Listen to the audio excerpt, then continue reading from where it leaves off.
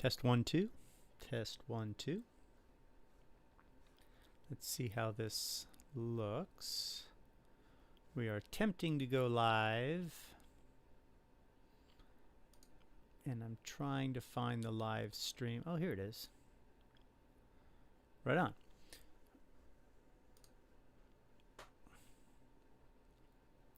Check 1, 2. Check 1, 2. Uh-oh. All right, so we're going to work a little bit on the physics of rock, and I'm going to work specifically on the damped wave equation today. And to do this, I have actually written most of the material for the damped wave equation in this LaTeX form here. And the idea will be to just sort of move this LaTeX form right into the viddle.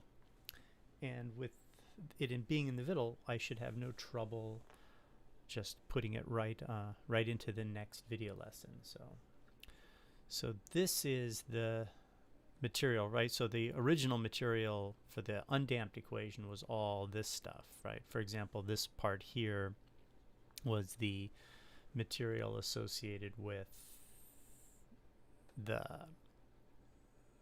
Fourier sine analysis, and then this part was the actual calculation for the real guitar string, and then this part was finally producing an equation just for the guitar string, which I thought was fun. And then now we're going to talk about damping.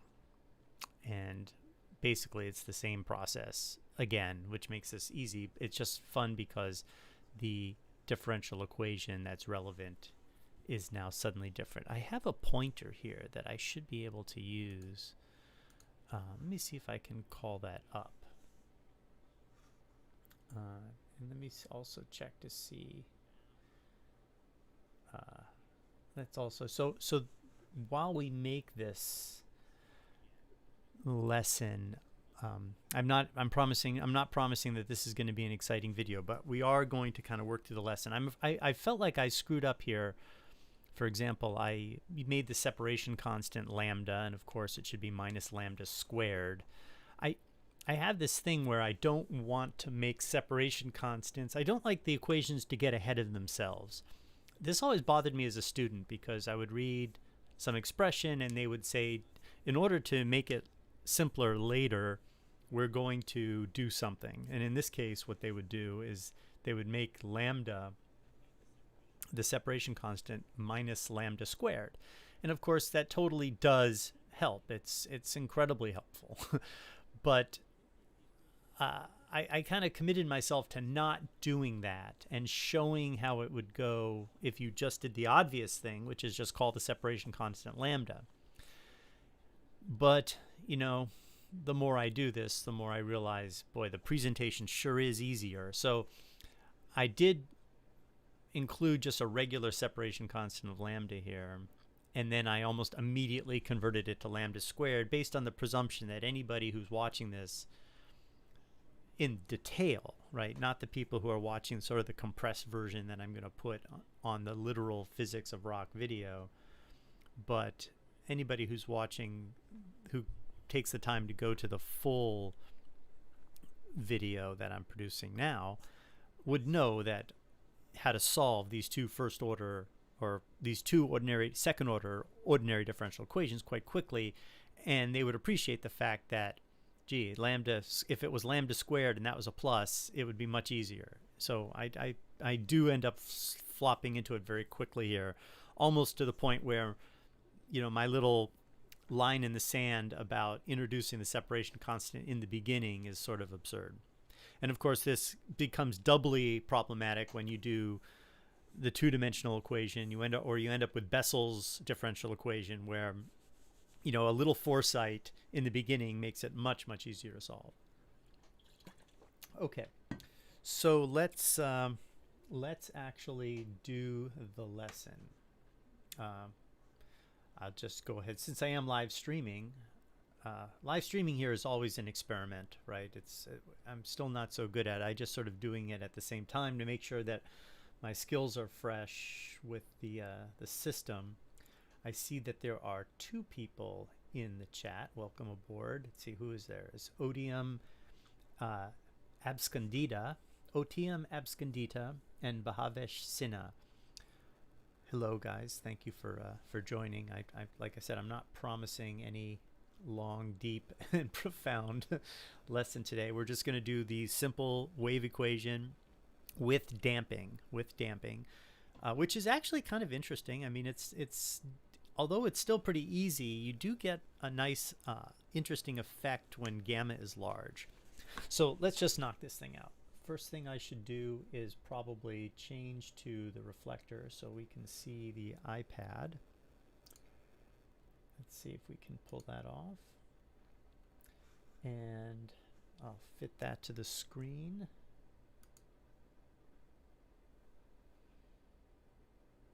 I'm not quite sure why.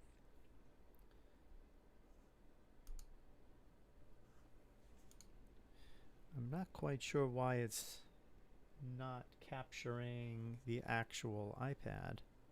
Let me, oh, I see.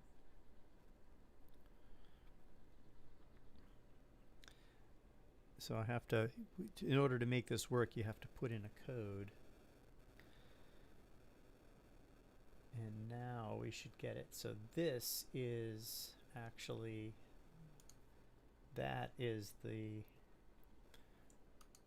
this is the system I use to actually produce the videos.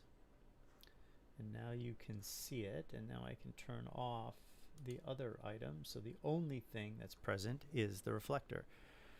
And now if I draw, I can test. If I draw at the bottom, yeah, you can see the full bottom, and you can see all the way to the top. So this was working really well. It's a little choppy, I've noticed. I've noticed that the Streamlabs does not really super successfully capture everything very, very well, which is sort of a shame, but it is what it is. So before I begin, let me just acknowledge a few people that are here again. Tane Mehta, thank you for joining. The Physicist Cuber. You know, people who have neat names on YouTube, I always find that fun. You know, I certainly used a pseudonym. But I'm trying to imagine, okay, what could the Physicist Cuber possibly think? The only thing I know about cubers are people who solve the Rubik's Cube, right? So I'm imagining some guy who sits in their office doing physics with a bunch of Rubik's Cubes around them doing solving these Rubik's Cubes very, very quickly. I got into the Rubik's Cube myself. I loved that thing when I was a boy, and I've sort of revisited it a little bit when I was learning or redoing some group theory because I was interested in how they calculated the order of the Rubik's Cube group. I can't remember exactly how they did it, but I did go through it. And, you know, the order is very large, but actually the thing that's interesting about the Rubik's Cube that is relevant to what we're doing, not what we're doing today, but we're going to go into, I'm starting a series on representation theory, which is sort of meant to be inserted inside the series on Lie groups. And I decided I'm going to, which is sort of characteristic for the way I like to do this, I'm going to go back to the essentials. So I'm going to go back to sort of elementary finite group theory. And we're going to use finite discrete groups, and we're going to talk about group actions. And that's what the Rubik's Cube kind of is. It exemplifies group actions. So you have the group of movements on the Rubik's Cube, which are generated by, say, the front face rotating right or the front face rotating left. And you have the top face and the bottom face. And, you know, each of those are the basic moves from which all the transformations can be generated from those. Those are the generators of the group, right? And so you have group actions on the Rubik's Cube, which, yes, as you just said, Cuber, is the combinatorics, right? the the combinatorics of the Rubik's cube is why is this not moving? Is what that's all about. So you end up with converting the Rubik's cube group into a permutation group that acts on the faces of the cube, right? So that's a good example of it. It's a big one, but it's a good example. Maybe I'll use it in the lesson since you seem to be interested in it, and I've always been interested in it too. So but then from there, we'll discuss how we make group representations onto arbitrary sets or arbitrary vector spaces, and then that'll give us a shot to go into representation theory of Lie groups, and that's really important in order to really finish up Lie groups. I mean, Lie groups and representation theory kind of are so tied together. I didn't really fully appreciate that. I mean, I always understood the two as separate subjects, but when you start teaching something, you kind of see a whole different perspective. Wow, you're a speed cuber. I see. You know, I've watched a few YouTube videos of you guys at work. You know, I have some cubes, but they're like old standard cubes you would buy at a toy store, and I see what the kind of things you guys work with on YouTube. I've been really fascinated by it because clearly there's a whole industry of designing cubes for you guys. And what blows me away about it is when you turn your faces, when you turn those cubes, when you turn the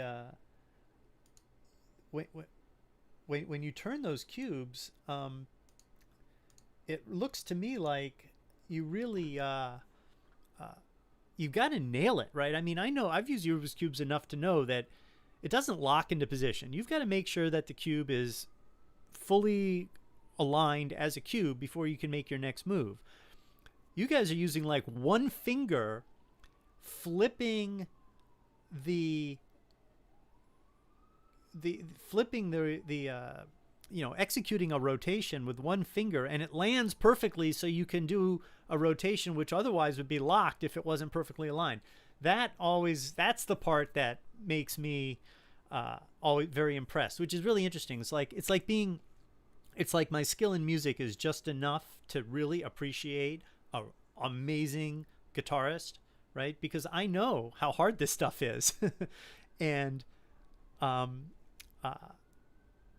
so it's like a little skill can really teach you to appreciate something. And so having spent time working with the Rubik's Cube, I've always been kind of impressed by the way the cubers function. Let's see. Hold on a second here before I... solving it blindfold. That doesn't even make sense. So first of all, let me tell you something about people who solve stuff blindfold. I've seen people play Mike Tyson's Punch-Out. I'm really getting far astray. I promise we'll get back to work here. I've seen people play like video games like Mike Tyson's Punch-Out blindfolded. And I've watched them do it, right? And the thing is I know something about blindfolds also, strangely enough. I spent some time, you know, well, I got familiar with some people who claim to be doing things blindfolded. And the truth is the blindfolds weren't that blind, right? So physicist Cuber, if you ever showed me a video of a guy doing a cube blindfolded, my first thought would be he can see through the blindfold. He can see underneath it. He can see through it. He may not see very clearly, but you guys probably don't need to see much. But until I see a guy put on a blindfold and a real professional, like a makeup artist who knows what they're doing, seals the edges and guarantees the opacity of the blindfold, then I'm not going to buy it, right?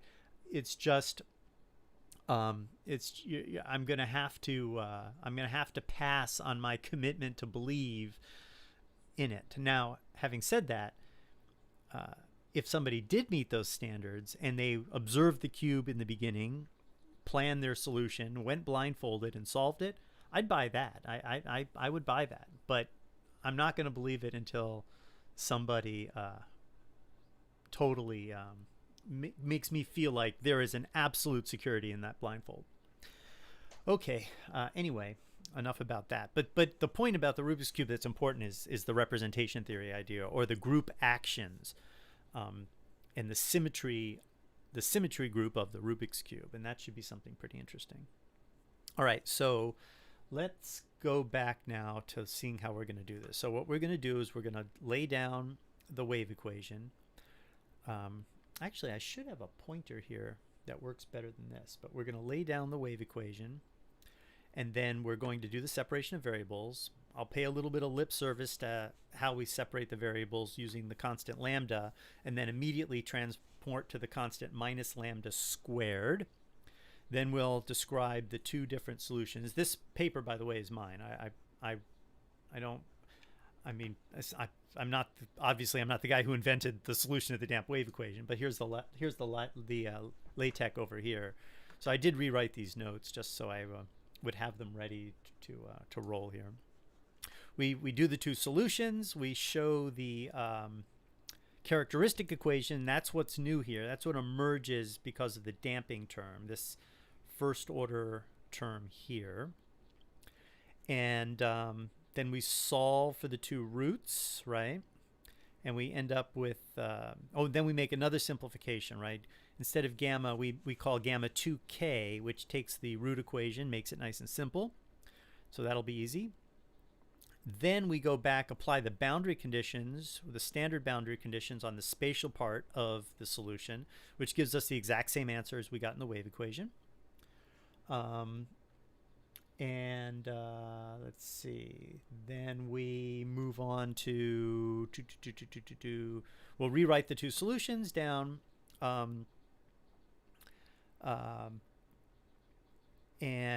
We substitute our values for lambda in here. Now notice I've already, I think, messed this up, right? Because lambda is n pi over L, but in this expression right here, I wrote lambda was just n pi over L instead of n pi squared over L.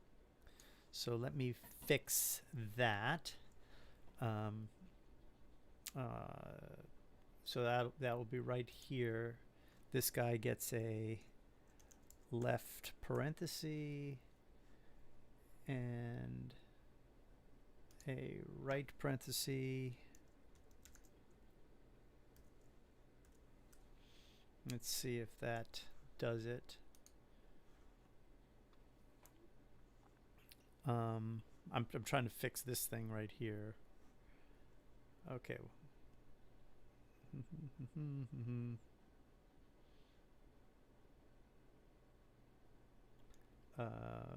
This right parenthesis needs to be inside the square root.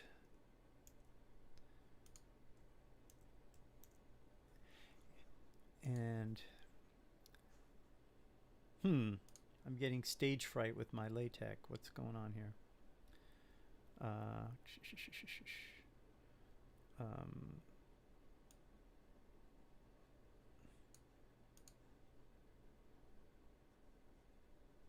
Lambda n squared.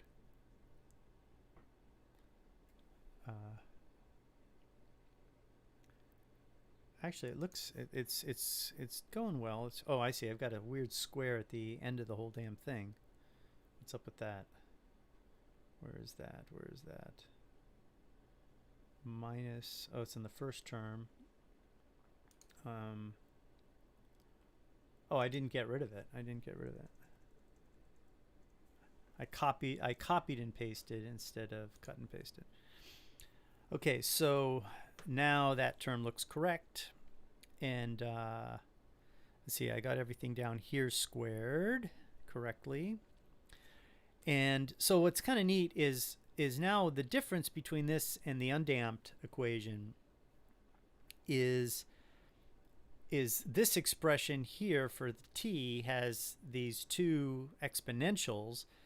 And you'll see now I'm jamming a bunch of stuff in the E, right? This is what I complained about. I don't know if you, for those of you who are watching the previous stream, I kind of complained about an author who took an exponential and jammed a ton of stuff into it. So here I actually use the x function, right? And that looks good, right? The x function is fine. I'll move it over a little bit. The exponential function looks good right there, but then for some reason I switch and I use E to some power. You know, you can probably get away with this if I shifted all of that to tiny mode. And the parentheses are probably irrelevant, right? Because you've got the square root there. You can either put the t in front of the square root. I don't like that. Or you just leave the t outside the square root on the right and just make sure there's enough space there. So I'm going to fix that. I'm going to, and you can also make it tiny, right? You could try to make it all tiny. So let's see if we can do that. Let's see if we can. I'm going to take these exponentials here and convert them to be tiny. And although tiny is getting pretty tiny because you have a subscript and superscripts in the exponential, so that might not be the way to go. But we definitely want to get rid of the parentheses. The parentheses definitely do not belong there. So down here is the e to the kt. This is the left paren. I'll get rid of that. Here's the right paren. I'll get rid of that. The t there, I'm going to put in a space semicolon just to make sure it has enough space. And here we will get rid of the right paren. Add the semicolon space on the t, and here's where we're going to get rid of the left paren, but we keep the minus sign. And let's see how that looks. See if we can keep that exponential there. You know, it's close. I still don't like it. You know, it's that e almost looks like it's the number e being multiplied by the square root.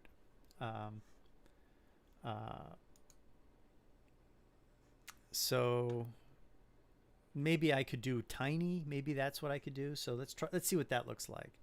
Let's see if I went e up and then everything in there went to tiny.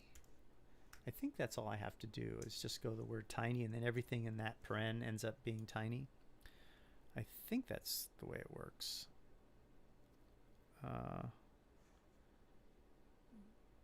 Process is exited normally, but I don't see. I guess it's already tiny. Yeah, of course it is, right? So how do I make it super tiny? I think I have to use tiny, something like that. Not sure.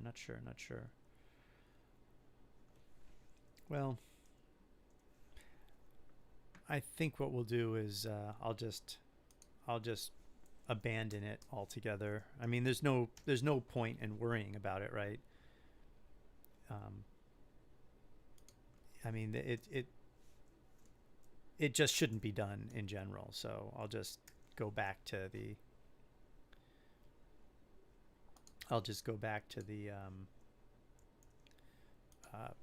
exp form there. See, that looks good. Well, now of course I have the problem that I want those parentheses in there, right? Yeah, see, I'm kind of running in circles here. Pretty typical for my work, right? So I'll do parentheses, left paren, and slash right paren, and then the same thing here. Left paren. I'll get rid of that bracket. Right paren, and down here I think I left the bracket in, which is sort of a superfluous. Get rid of the bracket. All right, let's see what we got. Yeah, that looks good. That looks much better. Anyway, so the point is that we get this far, we solve. The equation is running off the edge there. But we get this provisional answer, and the difference between this and a regular wave equation is now, because of this e to the minus kt, when we take the derivative of this thing, a bunch of terms are going to exist in there. But right away we can tell that the damping constant leads to this number k, and that is the damping of the overall thing. So the string the amplitude of any vibration will go to its 1 over e value in a time equal to 1 over k. So k is sort of that 1 over e time of damping. But what's very important here is this damping part here does not depend on n. And because it does not depend on n, it means all the modes dampen at the same time or in the same way. And of course, again, that's not physically very accurate. The higher modes definitely dampen at a different rate than the lower modes, but this model doesn't capture that. What this model does capture is this, right? Now all of a sudden you're looking at these this exponential for the time. So let's see, what else do I go into here? This tells each mode for ideal. We must take note of the new harmonic frequencies. Without damping, we know that each mode vibrates with this frequency, right? That's from our last lesson. But now things are different, right? So now the frequency is k squared minus c squared lambda n over 2 pi. Well, so there's an error right there, right? That lambda n is supposed to be a lambda n squared. So now I got to fix that. Lambda n squared. And that looks better. But I did do the substitution correctly. See, so I just left out the square there. But now the frequency is the old frequency times this term. And how is that evident from this? The reason it's evident is because presumably what's going to happen is k squared minus c squared lambda n squared, that's going to be negative, and the exponential is going to be have an imaginary coefficient on t, and therefore it's going to lead to oscillating solutions, right? So that's why the square root k squared minus c squared lambda squared is understood as the new frequency, right? And then I divide by 2 pi to convert from the angular frequency to the just sort of the standard frequency. So this factor here is really important, right? The damping times the scale length divided by the speed of propagation on the wire divided by the harmonic number, all that is a modifier on the frequency. And what's interesting about that is, and I'm saying this out loud to prepare myself for the lecture, right? But what's interesting about that is that for the higher frequencies, right, this first term becomes 0, and you end up with -1, and the frequencies, the magnitude of the frequencies matches. Why is that imaginary though? What's up with that?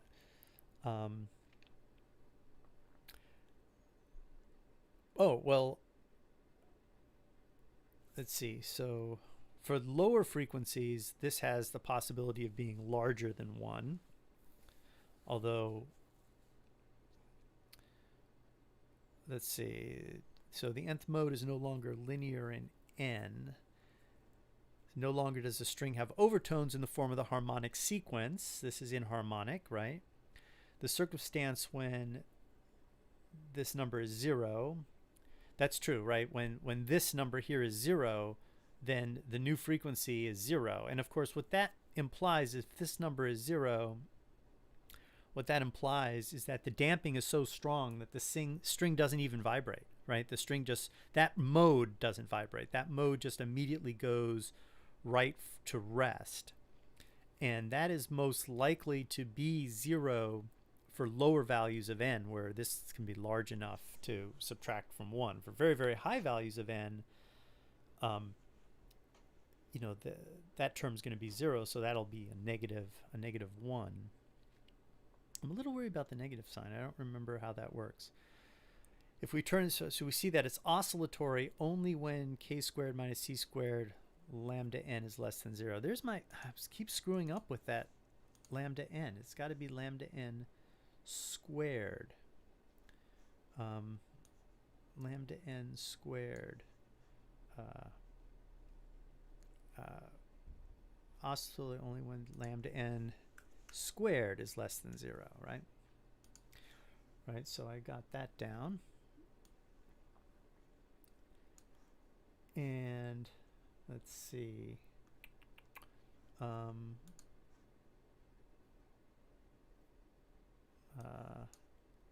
need to move this out of the way.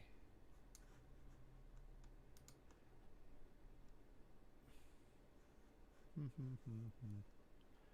having trouble with my chat feature here. Why is that? I'm trying to watch the I'm trying to keep track of the stream. It has this thing called Top Chat now, which I'm not quite sure what that's all about. I have this thing now called Pop Out Chat. So the last thing I see here is Physics Cuber saying there's no cheating because they have. I would imagine so, right? I would imagine so that you're in a real competition. This problem that I'm talking about is going to be dealt with aggressively. The problem is I've seen speed runners of video games in a competitive setting where I'm looking at extremely unreliable blindfolds. And so I'm now skeptical of any blindfold competition just because this one was so bad, right? But I'm sure you speed cubers have got it figured out, right? So, okay, so let's see. Anyway, back to work here. So I fixed that. The condition for every mode to oscillate is that k must be less than c squared pi squared over L. Let me make sure we get that right. If k is less than c squared pi squared over L, then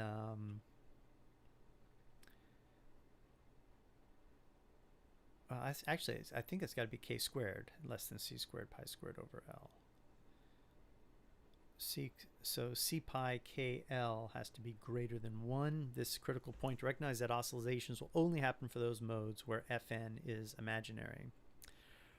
Right, okay, so that explains the minus sign. I was getting a little confused. Yes, if I define fn, see, this is the thing that'll trip me up when I actually do the lecture. If I define fn in this way and we go back to this expression, clearly if fn is not imaginary, this thing isn't going to vibrate. So this is has got to be less than 0, right?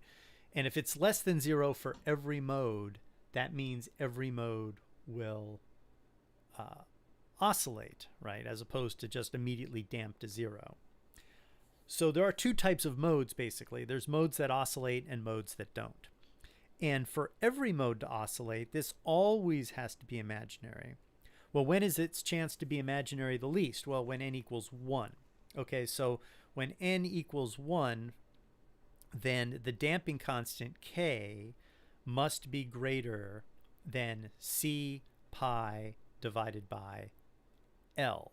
And in that case, this will be 1. The other way around, right? K has to be less than c pi over L. So this is always less than 1. So this difference will always be less than 1. So that should be what I have here.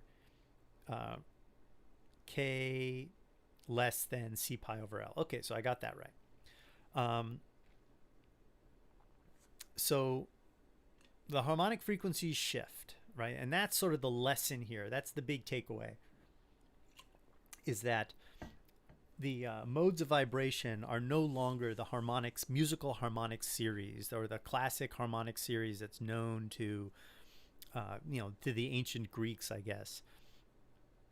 It actually is shifted a little bit. And this damping is what makes the shift. Now, I think what I'm going to do is I'm going to go to a guitar, film the guitar, and actually I can not record it necessarily, but I can play it back on some software that records its frequency spectrum and volume. And then I can watch how one mode decays in volume, and I can capture the time it takes to get to 1 over e of its value, which I think is 33%, something about a third, right? 1 over e is something like a third. And then I can use that as the value for k. And so we can now estimate the frequency shift for a regular guitar.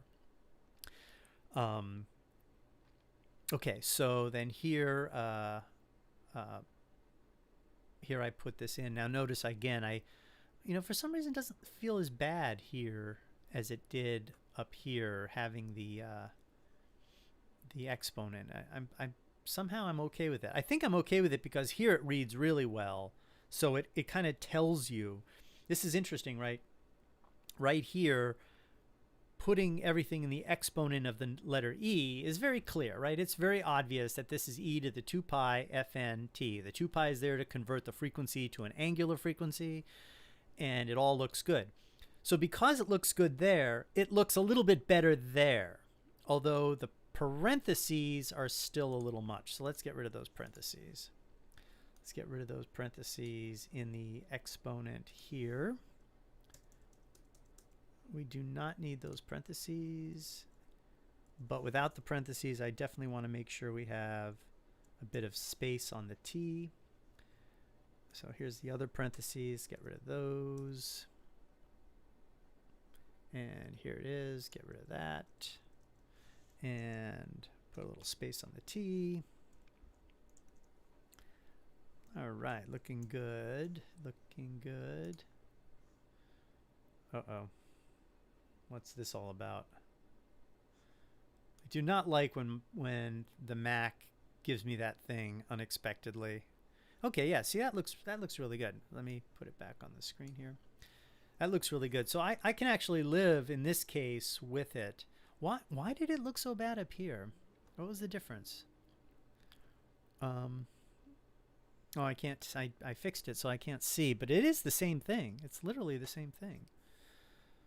It must be the signaling, right? The signaling of the fact that you see this here so clearly, and then it tells you what's going on up there.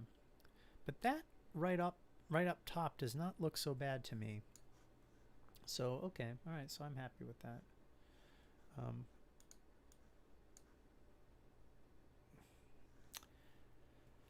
All right. So now. So we assert that we understand these frequencies and they've shifted. So we've learned that even without solving for our coefficients, right? And that's sort of the big point. But we can continue. We'll enforce the conditions so that everything vibrates, right? We could solve this where there are non-vibrating modes and vibrating modes, but we won't bother with that. So we redefine Fn. Oh, so I redefine Fn to be positive, right? By switching these around, we redefine it to be positive. And therefore, we add the little I in the exponent, right? So the I shows up in the exponent because we've redefined Fn to be positive by swapping the two sides of that sign. So that's a redefinition. And the reason is because we want, and here's the old definition, and then we swap it, and then we get Fn bar, and we add the pi in there. We add the I, the letter I, the imaginary I in there. So now we know that these two things are going to, those are oscillating solutions. If we don't enforce the conditions, we need a more general recurrence. The first condition fails, the oscillation condition includes modes. So any mode that where this is the case, right, is greater than 0, those modes decay even more than the overall decay would be, because they all decay by this amount, but these are now decaying by this amount, right? Because Fn is now real. So presumably Cn will end up going to 0 because the mode can't blow up. It's unphysical if the mode blows up. So this mode must go to 0, and this mode will decay. But regardless, what we do is once we execute that, well, I guess what I'm doing here is I'm actually going through the decaying modes, right? The decaying modes will have this hyperbolic form, right? You can always convert this thing here into this hyperbolic form, where En and Fn are now new constants. I think En and Fn will be something like Cn plus Dn over 2 and Cn minus Dn over 2. It's not a difficult combination to make. I think the minus version is on the sign. And then, so this is what the solution would look like for the modes that do not oscillate. For the modes that do oscillate, you have the imaginary number there. I'm arguing a little bit on the form, right? Do I want the I to lead or go after the 2 pi? Because sometimes you like to see e to the 2 pi I straight up, right? That's the way it looks good. On the other hand, if you see the I first, you know that this is an oscillating term. It's always imaginary. So regardless, in this form, you get cosine and sine when you combine the coefficients together. You still have the same overall decay, though. So I think from now on, we just focus on the terms that oscillate, or we assume that everything oscillates. So the constant an can be absorbed to En and Fn. Once the dust settles, the solution is the sum of all these modes. So now we multiply everything together. We've re-expressed everything. Oh, so here I'm working on the initial condition, right? So I take that first time derivative of Tn, because now everything is done in terms of modes. Actually, this is a good point. Here I write the time derivative of the function t at 0 equals, and then I have these mode functions. So this is wrong, right? This needs to be also indexed by the mode, right? So I got to fix that. So let's fix that. Over here it'll be u, and then I guess I'll go n, un, and then how will I do that? How will I say the t derivative of un? I guess there's only one way to do it. I guess you've got to do it parenthetically, right? You've got to put parentheses around un and then subscript the parentheses with a t. I think that's the only way to really make that work. Let's see how that looks. Un of t of x at 0. Yeah, I think that's pretty clear, right? That's sort of unambiguous, right? The function's name is un. If you put un and t, that wouldn't be good. If you put un comma t, I don't think that'd be good either. I think this is the best one.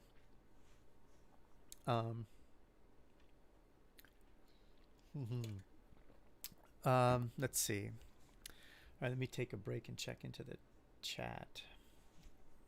Welcome Chinese virus. Oh my God. Really? Really? That name had to be made in the past few months, right? But Halloween is coming. You could dress up as a virus. Denise Goksu, welcome, Denise. So Denise, did you see the first physics of rock video? What did you think? Tell me. I'm going to try to make the series. It's not getting widely seen, but I think I need to get a bunch of episodes out there and maybe even ramp up the quirk factor a bit. Anybody who saw the physics of rock video first one, that basically is the model for what they're all going to be. That one is sort of building. That first one was the hard one. Everything else is going to be sort of similar, meaning that's going to be the skeleton. And right now we're working on the second one. Let's see. What else do we have here? Okay, so now we're calculating the first. So in the original wave equation, the initial condition for the velocity of the string was just straight up 0, and that's the same initial condition here with damping. The problem is when you take this time derivative of the t function, it's no longer very simple. You end up with this expression here. Oh, let me get it more into the screen. You end up with this expression here. A bar instead of a comma for the derivative. Let me think. I'm not sure where you're talking about, JY Decipherer. Are you talking? I just did this. I took away the comma. There is no comma there. A bar usually, isn't that evaluated at a point? Like I'm using the bar here, for example, right, to indicate that this is evaluated at time t equals 0. But the problem is now, though, is with this term out front, when you take the derivative and set t equal to 0, you don't end up with one of these terms disappearing. In other words, this at t equals 0, the sine term, well, you don't eliminate one of the constants, right? You just can't. You end up here. All right, what am I trying to say? Because I'm going to have to say it in the lecture, so let me see if I can get this right. So we're trying to do this. We're trying to learn something from the initial condition. So the initial condition of this being 0 for each mode, it's got to be true for each mode, which is why we have to do it mode by mode. You take this derivative and you end up with this expression here. You set t equal to 0. And what happens? Well, oh, I see. Yes, the first term, right, when you set t equal to 0, this cosine term becomes 1, and you get en minus ke to the minus kt, which is what that is. And the second term, you get this guy goes to 0, but this guy is saved. So fn is alive. And you get that fn times the frequency e to the minus kt. So that is the problem, right? The problem is, well, okay, so the problem is the product rule, right? You have to take the derivative of this thing with respect to t and then this thing with respect to t. And what you're left over is you don't immediately see that en or fn are 0. Instead, a combination of them are 0, right? That's the lesson you learn there. So the e to the minus kt factor makes the derivative of the two terms, right? So again, if k equals to 0, then this initial condition gives fn equals to 0, which is exactly what we would have had for the undamped case, right? So that's always important to check. And then what do we got? Yeah, that's right, JY. That's right. I'm glad you've taken note of that. Oops, hold on a second.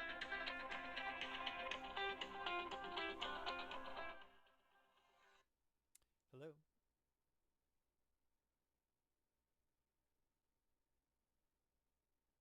Oh, okay. Okay, I'll go take. Can I take care of it in about an hour, or does she want it right now?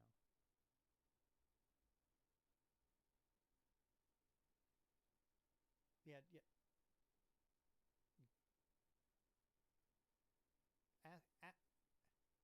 Ask her to give me an hour if you don't mind. All right, bye.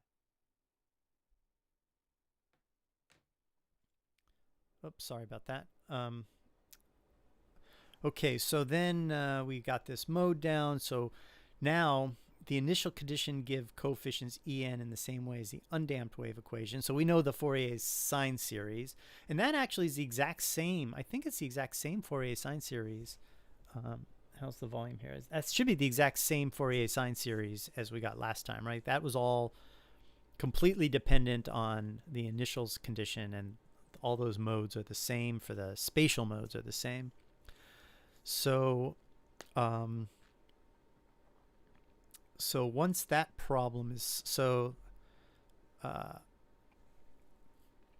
when we use the initial condition, oh yeah, so we had to use the standard initial condition, right, which was at time equals to 0, and then only en survives here, and en lands in this expression, but en is the Fourier series, right? So en is that standard Fourier series. Now fn is a coefficient that's just related to en, but again, each mode now modifies it a little bit. So So now for the oscillating modes, what do we get? We get this expression, right? Where normally we just got, in the regular wave equation, we just got this cosine part. Now we've got this sine part too, but this En is our standard Fourier decomposition of the initial condition. And the time-dependent form,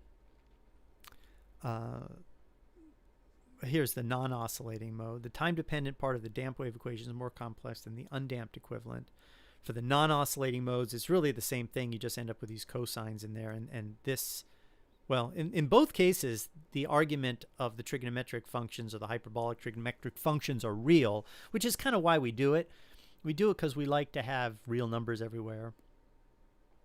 And this En is our old modes. Okay, so I think we're ready to do the lesson.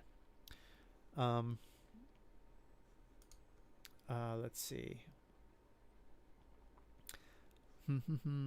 I will do the lesson. I'm going to set up the lesson on the reflector. So the first thing I do is I block this out, activate the reflector, and this should be working. Where is the reflector? Why don't I see it? Okay. And now I will begin the drawing. Okay, something seems to be wrong with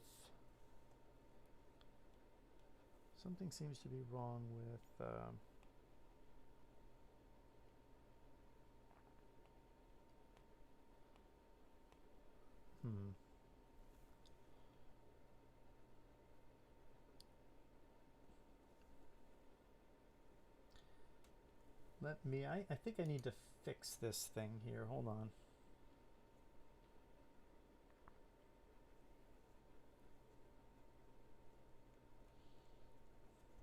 Sometimes if you don't close a lot of stuff on these iPads, things get a bit finicky. All right. Yeah, I think there's a memory problem. I think my iPad is now getting a little bit clogged with excessive memory. And I probably need to do some serious cleanup on the damn thing. Okay, so let's see. All right. All right. Now let's see why is this not okay. So let's go ahead and begin this lesson. I'm going to start by putting up the title, and this will be I'll call it the damped guitar string.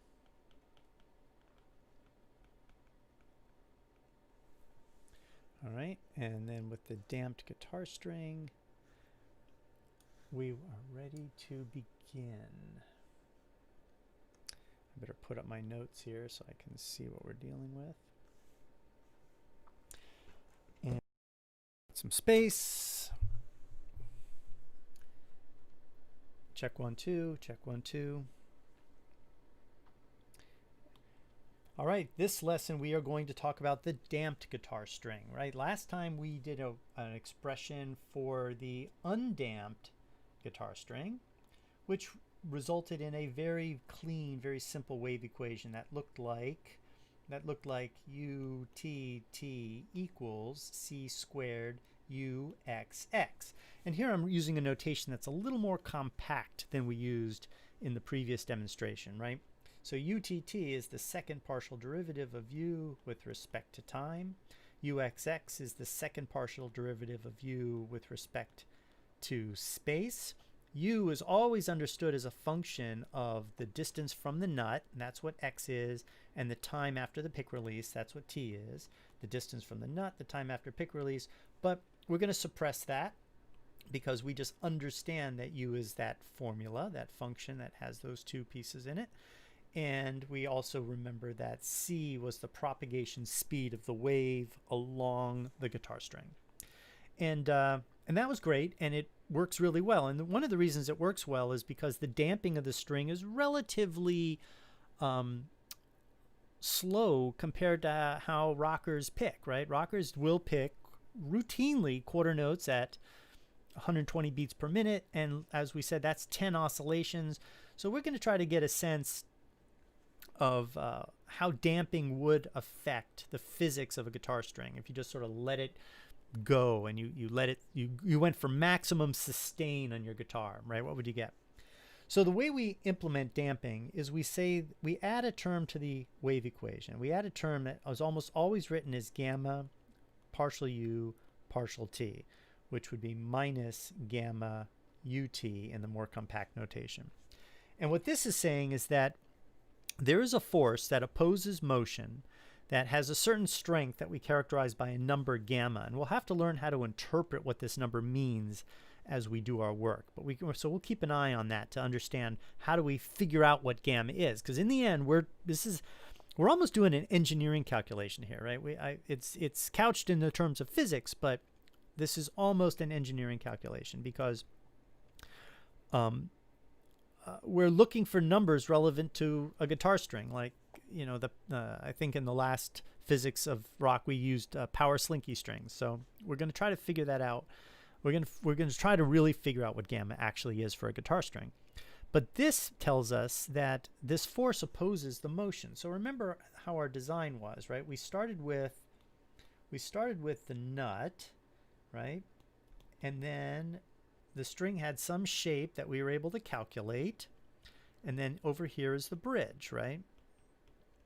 So the guitar string, at every point on that string, right? Like say there's a point right here, that point is either moving up or it's moving down. We've already assumed that this point is not moving left or right, which, by the way, not an absolute guarantee, right? This is called transverse, right? It's moving only in the transverse, T-R-A-N, trans, V-E-R-S-E, right? Transverse, I guess another E. It's got only transverse motion, which would be transverse to the string. But, you know, you can imagine that this point might have a little bit of wobble left and right, right? But that is a very, very subtle effect, right? It's very, very subtle that would happen, but it could. And there are people out there who have modeled guitar strings where that effect is possible. At that point, you kind of have to abandon solving differential equations, right?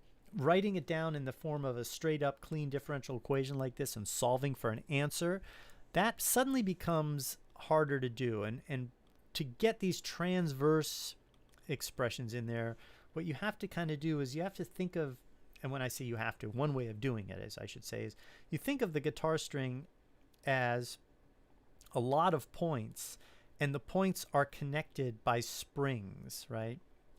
And so you have masses connected by springs.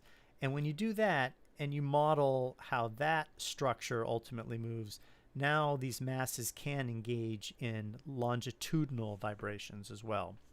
But we're not doing that, right? So we're still assuming that there's only transverse motion, right? But the point is the thing to understand here is that this transverse motion, which is up and down, you want to think of it as you're moving through some kind of medium, right? This string is vibrating. Well, in the guitar string's case, this is the air, right? So you would say, well, maybe the air, you've got to push your way through the air, which means that the air is exerting a little force against your motion, right? So as you, the point on the guitar string, right? As you're the point on the guitar string and you're moving this way, the air is going to be pushing back, giving you a force, right? This is a force coming back. The black, this is supposed to be your speed, right? Right. That the black vector is the speed, and the red vector is a force. And the force opposes your speed because you're pushing through a medium. That's the idea here that's captured by this term in the partial differential equation, right? So by adding that term, we've now really changed the nature of the partial differential equation. We have to solve it all over again. And that's what we're going to do. So let's begin. Okay, that felt pretty good. I liked that intro, kind of a little energetic, kind of said what I had to say, and uh, uh, and let's see if there's anything else that I need to consider in here. Okay, so I think we'll just go ahead and begin. What we'll do is we'll write down this equation over again, and we will solve it. I think I'll stick to this form.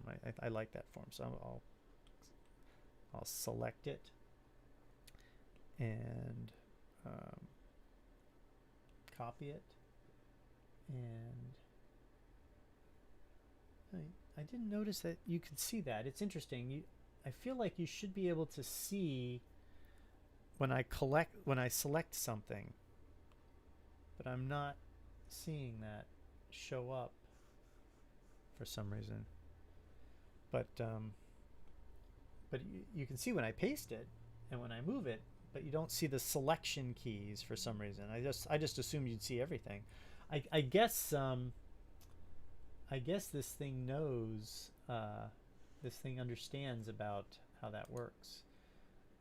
Let me see if I can also remove. Well, I don't want to do that. Try to get rid of that little Corellia there for you, so you don't see. There we go. Let's check in the chat. I have an unrelated question to music. If I get a space-like geodesic for the simplest case of a PP wave, how do I measure the proper distance between two instantaneous points on the x-axis? Wow, gravitational wave question. If I get a space-like geodesic for the simplest case of a P wave, two instantaneous events in the x-axis.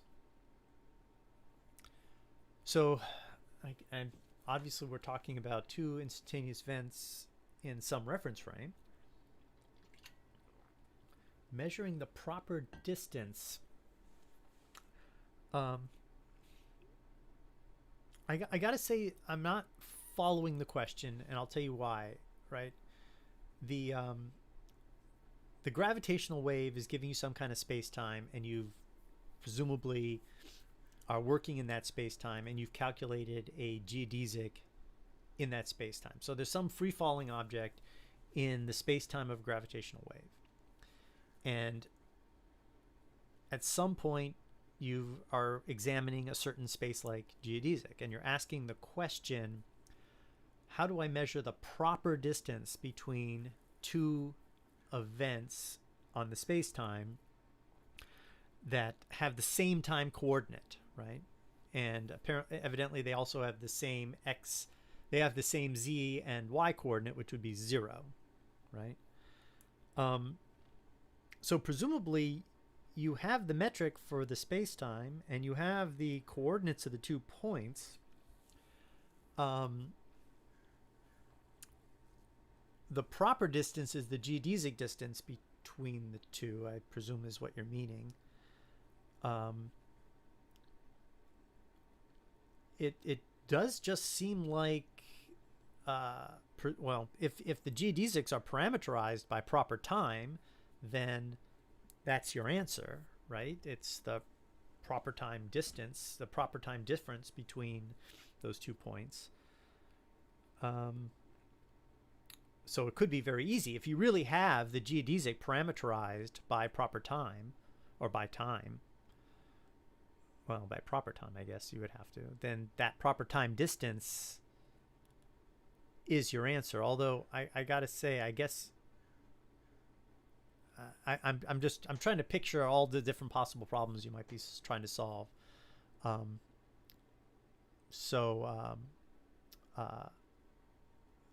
Maybe if you could maybe be a little bit more specific. Otherwise, the bottom line is whatever path you have between the 2 points, space-like or time-like, you just need to integrate along that path using the metric of that space-time. Let's see. The video is cool, but I'm not sure about the robot voice though, because I thought your voice was correct. Oh, that's nice of you to say. You know, I was just playing around with being a little idiosyncratic. Uh, I kind of find it fun to. Also, it forces me to type out. I have to type out everything, and that makes it concise. So if you hear me rambling, the video will go on for an hour, right? But it's a nice tight 20 minutes. It also gave me the chance to draw a picture of a cool robot. But you're not the not the first person to say that, and there's a certain little bit of irony there. I think the idea though is that the video is not meant for you guys, in the sense that people who are familiar with the channel already, you're not rock musicians. The idea is to get people who play music a chance to just sort of experience what it's like to look at the mathematics that their instruments are all about. So their first look at the channel will be that robot voice. So maybe that's the idea. I do think I am going to stick with it, just because it forces me to keep it short. And I got to say, I'm charmed by it. Now, there are different robot voices. Also, it's kind of amazing how good it is, right? That's, I type text, and that's what comes out of the robot voice software. And if you listen carefully, there's like little breathing in there. You can hear right? You can hear that. Inhale. So the robot is programmed to inhale, which I think is just terrific. When I throw quotation marks, like scare quotes, the robot catches that pretty well. It had a little trouble with the word pick, I thought, for some reason, but there were words that I thought for sure it would stumble on that it nailed. So that was kind of fun. Okay, so let's go ahead and get back into this. Let's now solve this thing.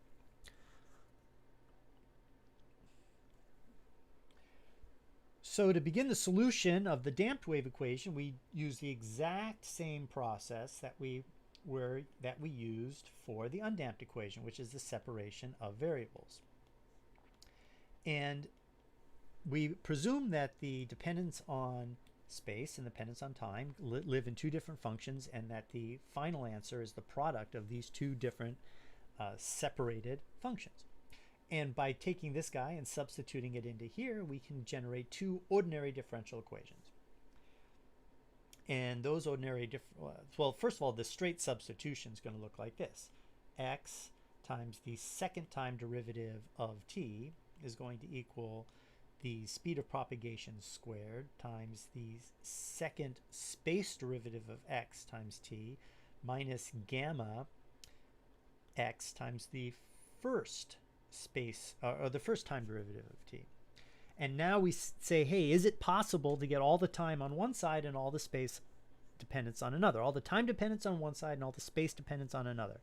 Now, there is an interesting question of what differential equations, what do the properties of a differential equation have to be such that it is separable? Not all partial differential equations are separable. This ability to use this technique is limited.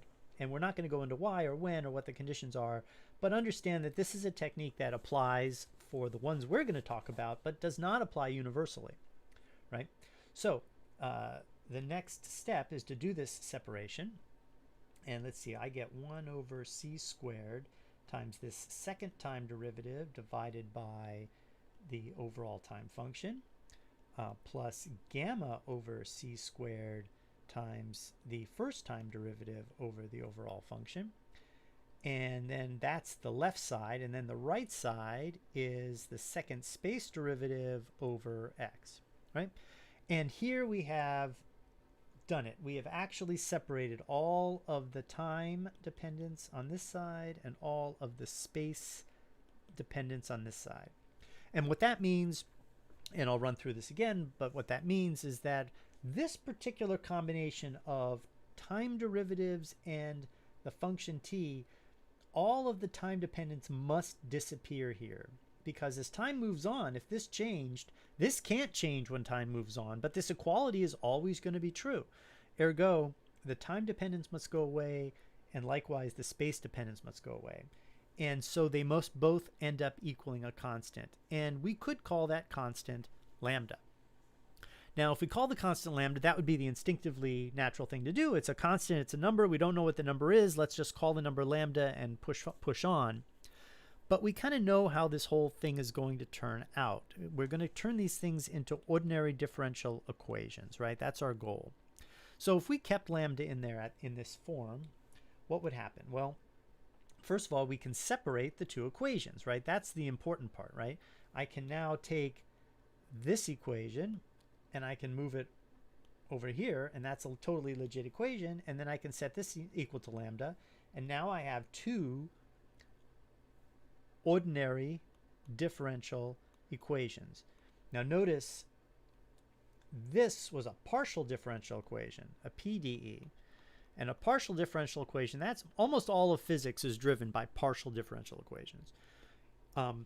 Ordinary differential equations are much easier to handle. They're all in one variable.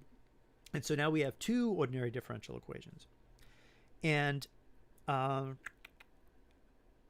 these two ordinary differential equations, the notation kind of becomes, I don't want to use the word superfluous too many times, but I don't want to say redundant either. But let's look at it this way. The notation T, T, T, that's supposed to mean, this 3 equals means it's defined as. This isn't a profound statement. This is a statement about symbols, right? This is the second derivative of t with respect to time. But t was only a function of time all along, right? So t was never, there was never any alternative, right? And because of that, these partials really had to be regular differentials, which are commonly in calculus indicated by d. I needed to square there.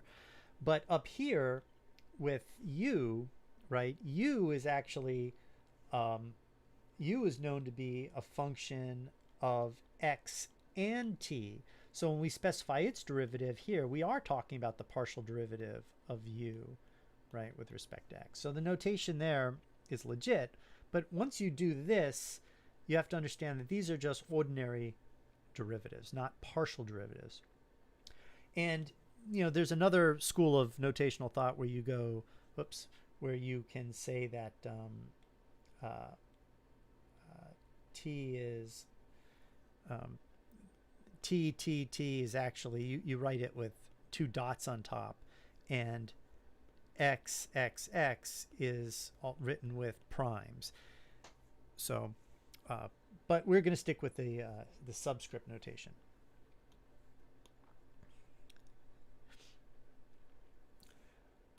All right, now with this, we will focus on this guy first, which we've already solved. We've already done this one, right? We have solved long ago. Oh, this is a little too thin. I want to make this a little thicker pen.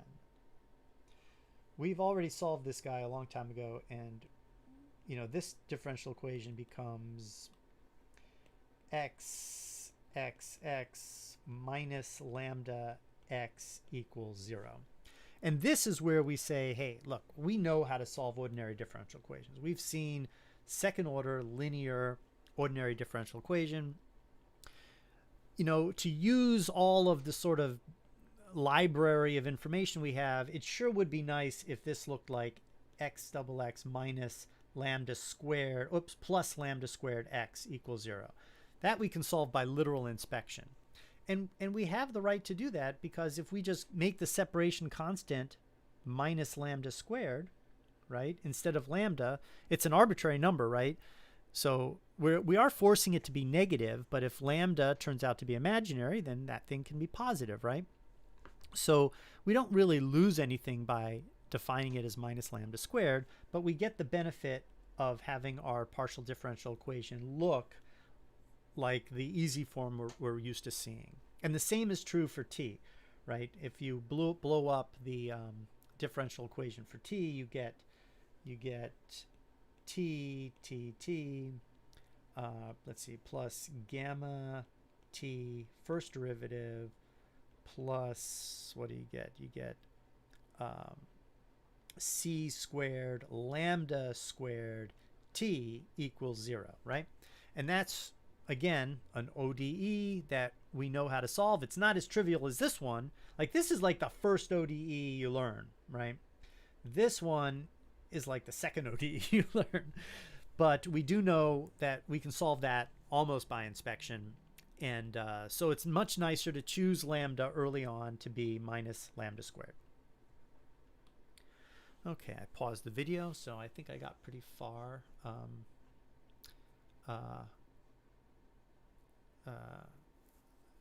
All right, so let's see what's our next thing. Our next thing is to write down the solutions, including the characteristic equation, and then talk about the frequency shift. Okay, so I will prepare a new screen.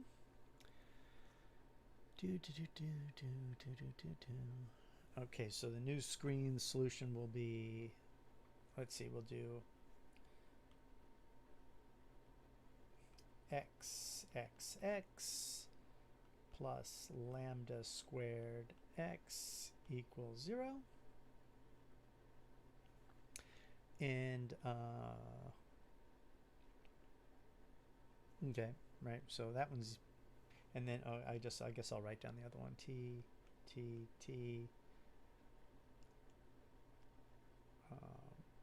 plus gamma t plus c squared lambda squared t equals 0. All right, so these are our two differential equations that we have to solve. The first one we know the answer to, right? We've already solved it. I'll do it in blue, but it is going to be a times the sine of lambda x plus b times the cosine of lambda x, right? We remember that there's no difference from last time, and in fact the boundary conditions are going to come in, and we're going to discover that with the boundary conditions we're going to be able to discover that lambda has got to be n pi over L. We'll do that in a moment. But then with the other one, t, this one suddenly is different, right? This one we will, using the elementary theory of differential equations, we write down its solution as a constant c times e to r1 of t plus d times e to r2 of t.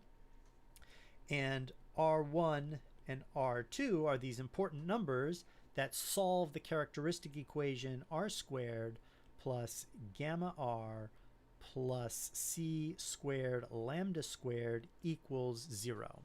And what I always liked about this is like why you learn the quadratic equation in high school, right? So this is a quadratic equation, right? So we just solve for r1 and r2. There's going to be two solutions, and those two numbers are the exponents of the solution for this expression. And that's not the same as this, by the way. It's not really the same as this. And that the reason is that the possibility for r1 and r2 to be imaginary is what is the key difference here. Well, not totally the possibility of r1 and r2 to be complex numbers, right? They could be fully imaginary, they could be fully real, or they could be complex numbers. And that possibility is what makes the damped solution more interesting and more accurate than the undamped solution. Anyway, what is the solution? So R1 and R2 are going to equal, and now I'm just using the quadratic equation, minus gamma over 2 plus or minus 1/2 times the square root of gamma squared minus 4c squared lambda squared, right? So there you have it. That is the two values of R1 and R2.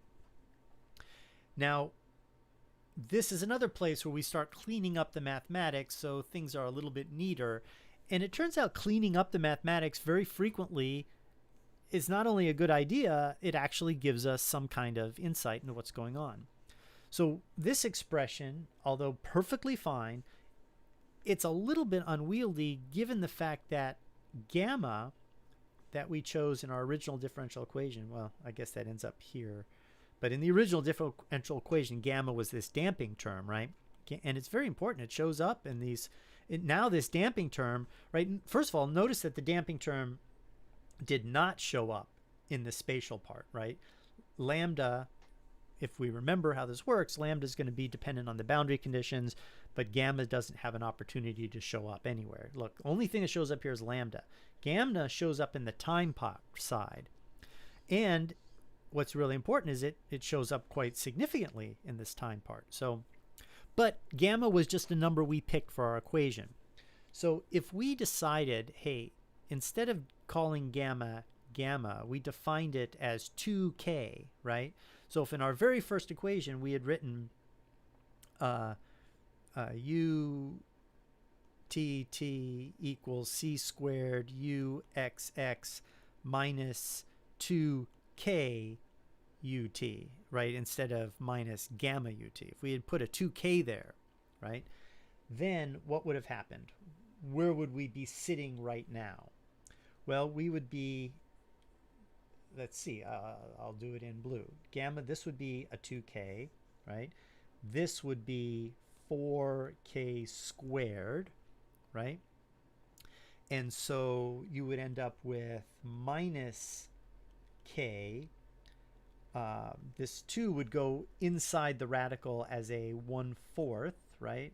So you would get k plus or minus the square root of k squared minus c squared lambda squared, right?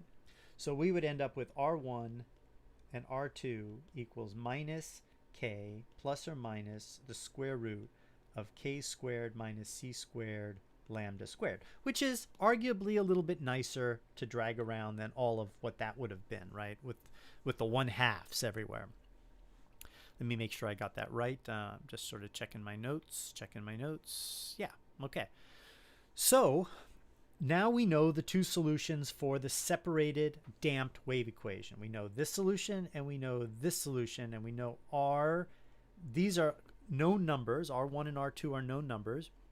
Well, I guess R1 and R2 are not yet known, right? Because if you look at the expression for R1 and R2, we still have lambda to deal with, right? But lambda is very easy because lambda just comes from this spatial, the boundary conditions on the string. So we remember from our last lesson that when you apply the boundary conditions on the string, where you force u of 0 for all time to equal 0, and u at the nut, or at the bridge, which is L, for all time to equal 0. When you force those things to be the case, then we now know that lambda breaks up into the modes, right? There are an infinite number of possible lambdas which will satisfy those boundary conditions, and each one is some multiple of pi over the scale length, right? And this is where the modes start entering the situation. So now we know that this equation, this equation right here, there's an infinite number of versions of it that will work, each indexed by the mode, lambda. And we will write that as lambda n, and then these coefficients also become functions of n. But we also know that bn has to be 0 from the boundary condition. So this guy goes away. This is exactly the same solution as last time. The point is we can lean on the fact that lambda sub n is still n pi over L. Now with that in mind, this equation here, I can make this substitution, right? And I can get, let's just do it. Let's just do the whole thing out. We get c n pi over L. Was it c squared? And then, well, it's everything squared, right? It's this whole thing squared, right? And then presumably we know k from the engineering of the situation, right? The viscosity or the thickness or the weight of the medium that's slowing down our string. And so now we know what R1 and R2 are, right? And what we also now know is this thing here, this square root, right? This square root is really important because there is the possibility that k squared and this term here are negative, right? meaning, I'm sorry, not they're both negative, but the difference between them is negative, in which case that square root is imaginary, and we do have what I just said, which is an imaginary value for R1 or R2. And you know that if it is, you're going to get this, because it's a quadratic equation, you're going to get two solutions, and they're going to be complex conjugates. So with that in mind, we do have to be, we're suddenly aware of something, right? We're aware of the fact that there's different types of R2, right? There's the R2 that are imaginary. This could be a real number, in which case there's R2 being real. It can't be purely imaginary, though. That's the important part. This square root is either imaginary or it's real. But this guy's always real. So this number is always either entirely real, if this is, say, 0, or it's complex with a real and an imaginary part. Okay, so we have zeroed in on the solution. Let's sort of summarize what we got. All right, so I paused the play. That looks pretty good so far. Feeling good about that.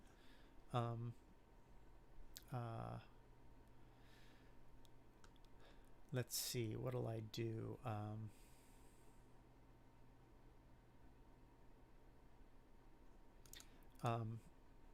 Let's see.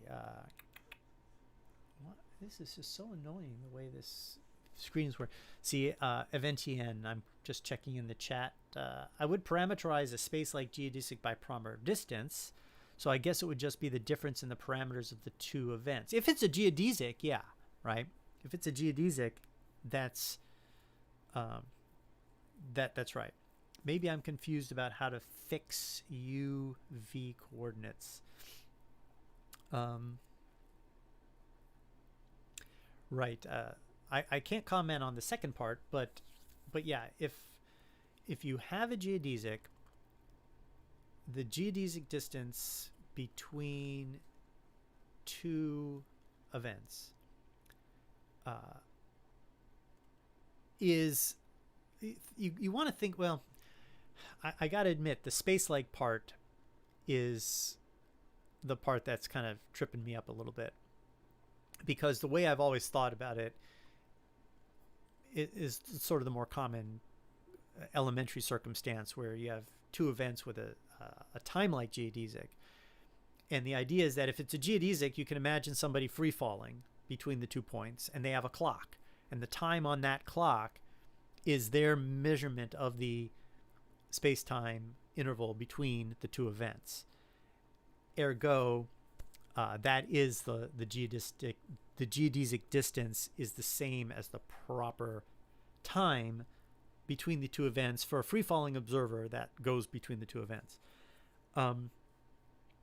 If you are dealing with a space-like geodesic,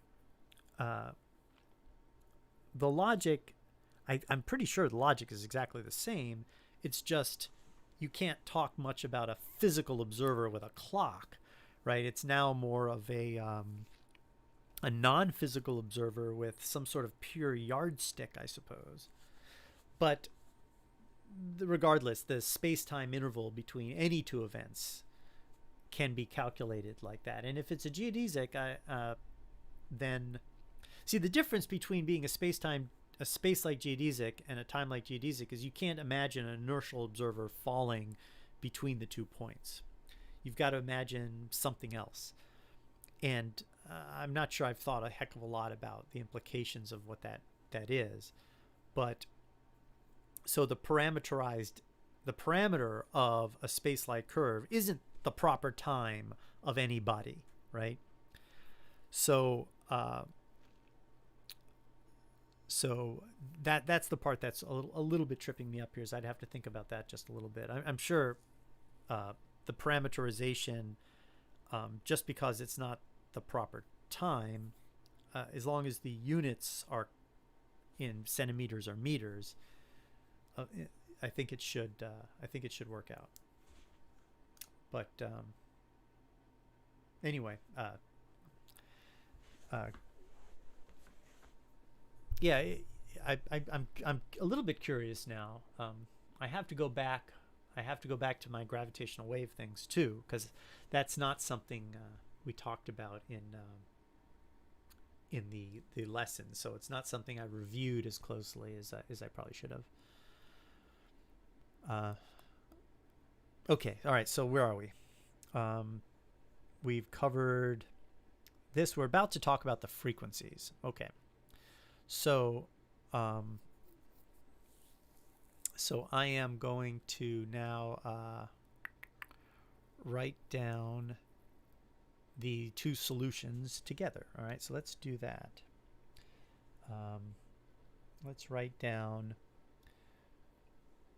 So we now know, that u of n of x and t equals x n of x and t n of t. And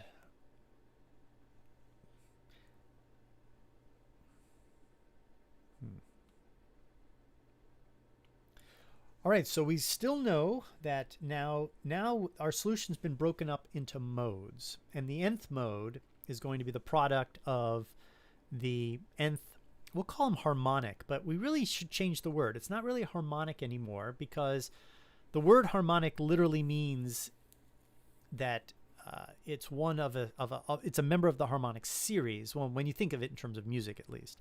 And it's no longer going to be a member of the harmonic series, as we're going to see in a moment. This damping actually throws a big damper. See what I did there in the harmonic series. So, but we have solved for xn, right? We've solved for xn, so we know that the space part of this is going to be an sine of n pi over L x, right? We know that's true because we knew Bn was 0 from the boundary conditions at the nut and the bridge, just like last time. And we know that t, the time part of this, right, we can write that down too. And the time part has two constants, Cn, E, and E is raised to the power, let's see if I can get this right. It's going to be raised to the power minus k plus the square root of k squared minus c squared lambda n squared, where lambda n equals n pi over L, right? And this is times time, right? So it's sort of this times time. And then you have, and I'll just write it underneath, you have dn e to the minus k minus the square root of k squared minus c squared lambda n squared times t, right? So and then there's, I guess, the closing bracket would be over here. Let me move it over a little bit. And so what you have here is this this sum now, and the difference is this minus sign, right? The only difference between this and this is this minus sign right here. But what's interesting about this, of course, is now you can use our basic like exponent laws, right? So I can now get rid of this minus k, and let's move the e over a little bit, right? So I have e and e. I can actually get rid of this plus, because I'll leave it there just so you know it's the positive square root, right? And that minus k now actually comes out and goes all the way to the front to e to the minus k, like that. Oh, minus kt, right? And that's really, really important, because now you're looking at a solution that has a complete factor of e to the minus kt driving it in front. And it applies to the entire solution. And right away, you see how damping affects the answer, right? This is the time part of the answer, and this is the space part of the answer. This part is definitely part of the time portion of the answer, but it affects everything as a simple factor. And it means that as time gets large, right? As time gets large, this is going to be a large negative exponent for E if K is positive, right? The presumption is that K is going to be a positive number, right? If it was a negative number, that means the fluid would be actually pushing the string along, but it's a positive number. And so this exponent will be a negative number, and that means you're going to get e to the minus large as time goes to infinity. And e to the minus large is very, very small, which means that as time goes on, the entire solution is going to get damped by this. And in a long period of time, there's going to be nothing left, right? Now, it never goes to zero, which is another weakness of our approximations. Even though it dampens, it never goes to zero because e to the minus very large number is still not zero. It's very close to zero, but it's still technically not zero. But this is the damping, right? This damping that's where our new differential equation has really made its money. It pulls out this real part of this root, right? Remember, there was a root up here was this expression. The real part that's always present, that's the damping. And what's left behind, right? What's left behind is somehow related to the frequency of the mode's vibrations. So now we got to look at that very closely. Okay, I feel like that went pretty well. Now let's look at let's look at the next part of the lesson here.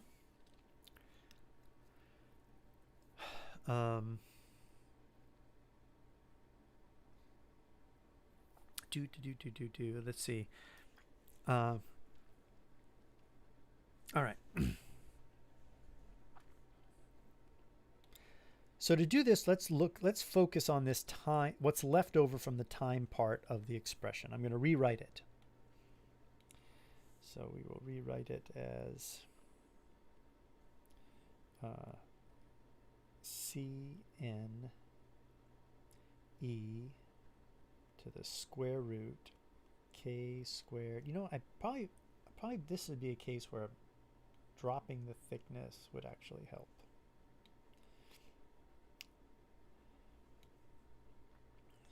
E to the square root k squared minus c squared lambda n squared t plus dn e to the minus square root k squared minus c squared lambda n squared of t. So if I lift that up there,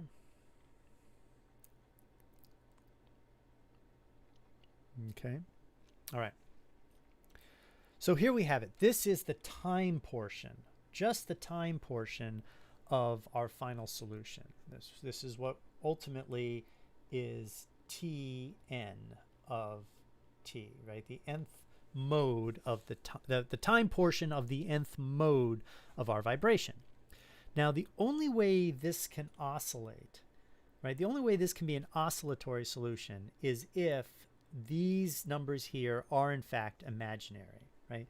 So we need, for us to have an oscillating solution, we need k squared minus c squared lambda n squared, right? That has to be less than 0. And let's see, a few things we want to remember. First of all, of course, is that lambda n is equal to is n pi over the scale length, right? That's what lambda n is.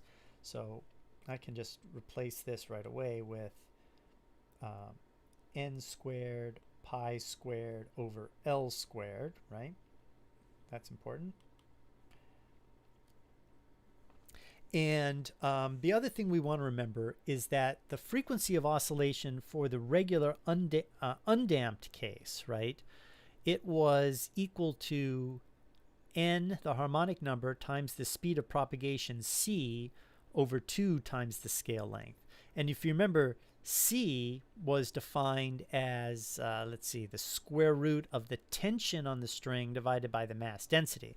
So you can kind of see how all of these expressions ultimately get traced back to their physics, right? It's the tension on the string, the mass density of the string, the scale length of the guitar, and this is just a convenient way, C is just a convenient way of writing that down, but it ends up being the speed of propagation on the guitar. K is now this new thing for damping. That's the amount of damping, and we now know that K is sort of the 1 over E limit of the damping, and so this is the criteria for oscillation. If you don't have this case, if the damping is so strong that this is not true, then that means that all of these expressions here are going to be real numbers. So this will be a real number, and that'll be a real number. And in this case, the exponent will be positive, and in this case, the exponent will be negative. The positive one would be unphysical, because then as time goes to infinity, the string would the string, this would grow with unbounded growth, and the string's displacement would grow unbounded. So Cn would have to be 0, right? That would drive Cn to be 0. And then for this one, it would decay, and it would just contribute even more to the overall suppression that is indicated by the first piece of the answer. Where'd that go? Oh, that would be even, it would contribute even more to the damping you're expecting with K all by itself, right? So if this condition isn't met, then the string will not oscillate. So we can decide, well, okay, I want to know the answer under all circumstances. I want to know the answer under the circumstance where it oscillates or it doesn't oscillate. So, or we can just say, no, let's assume that this condition is always met and only look for things that oscillate. Because in our guitar, we think all the modes oscillate, right? Or not. Well, can we figure that out by looking at this expression? And the answer is, yeah, we can, because this has to be less than 0. Well, when is it going to be less than 0? Well, without knowing the scale length that we're going to use, or knowing the tension on the string or the speed of sound, right? Without knowing these numbers, without knowing the damping, you can't really immediately decide. But we do know about this n, this harmonic number. As the harmonic number gets bigger, this gets bigger. And this never changes, right? That's just a feature of the environment. But this is always going to get bigger. So there is a point where the harmonic number is going to be so big that this will definitely be less than 0, because n grows. L is fixed, C is fixed, pi is fixed, K is fixed, but n can grow for each mode. So there is definitely a mode somewhere that does oscillate, right? It does oscillate. There's a value of n where this is going to break into negative territory, and that mode will definitely oscillate. Now the question is we want all the modes to oscillate. So we just set n equal to 1, and we write our expression as k squared minus c squared pi squared over L. And this is the condition for the fundamental mode, right? The fundamental mode to oscillate, right? If the fundamental mode oscillates, all the other ones will oscillate. So if we're going to examine the case of the guitar string, this has to be satisfied, right? Nobody has a guitar string that's being played underwater. I don't even know if that would do it. You'd probably have to be played like under viscous oil or something to make it not oscillate. So this is the condition that we're going to be experimenting with or considering.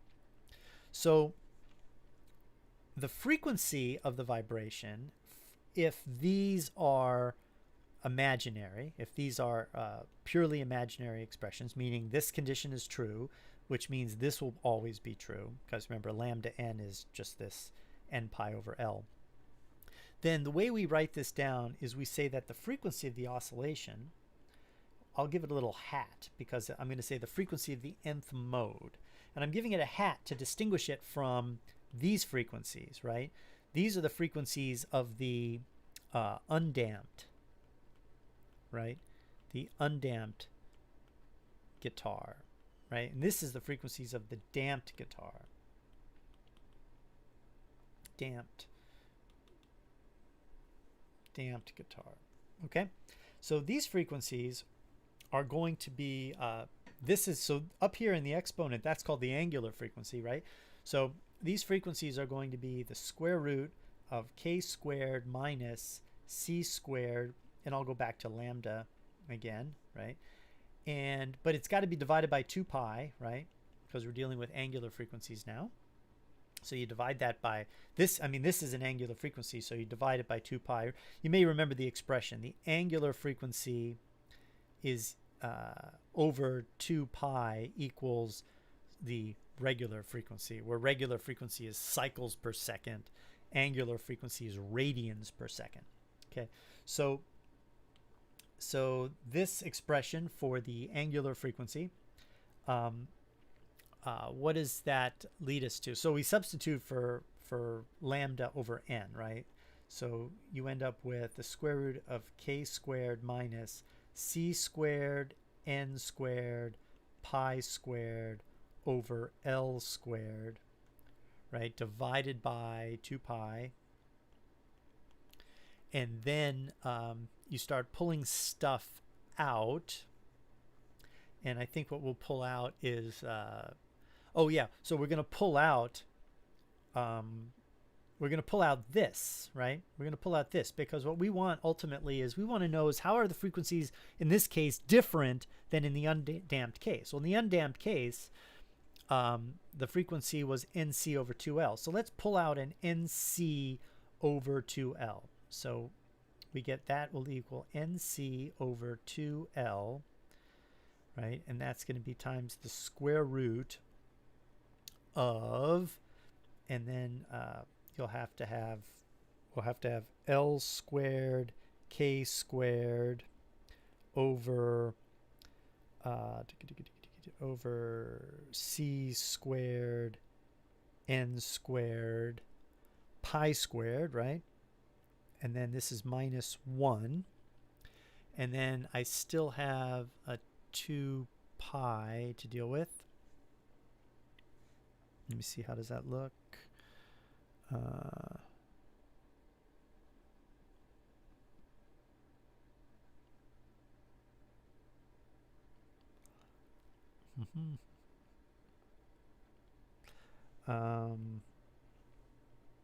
See, the 2 pi will go here. I'll put it up. Wait a minute, 2 pi is down there. Oh, no. The 2 pi will go I'll put the 2 pi here, right, over 2 pi, right? And then this is k squared, L squared, C squared minus 1. And that should be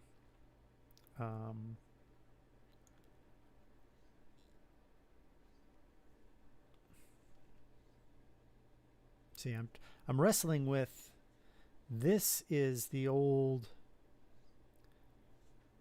frequency,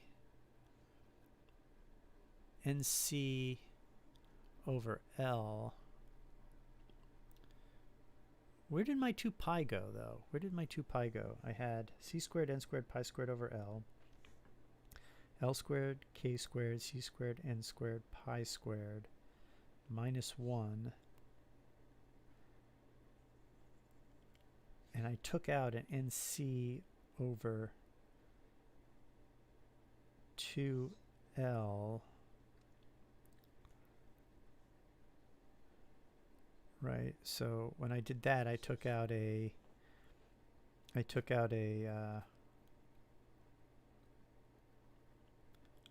Oh, I must have taken out a 2 pi also, right?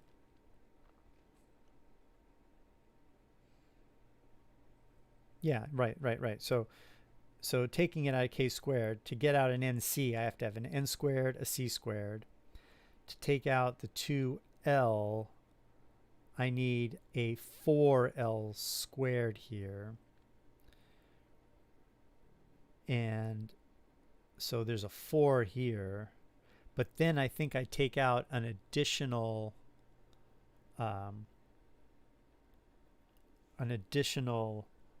I took out a pi squared, which canceled, right? Right, I took out a pi squared, which canceled.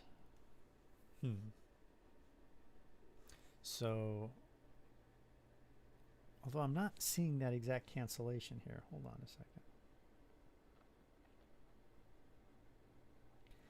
So, this has to be L squared.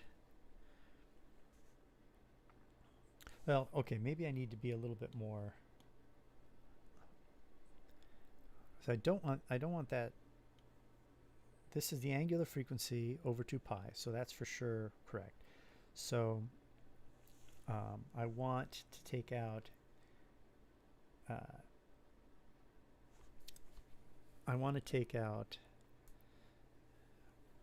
the angular frequency part of it. So I want to take, I need to actually take out 2 pi nc over 2l. That's what I need to take out. So that's why I'm confused, right? So I'm taking out 2 pi nc over 2l, and then that leaves behind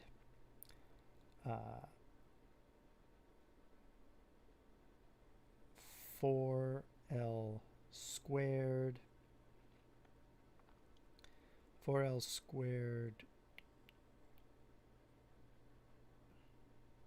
k squared over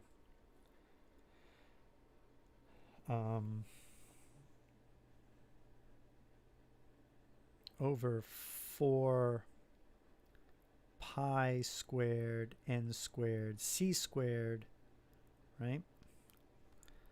And then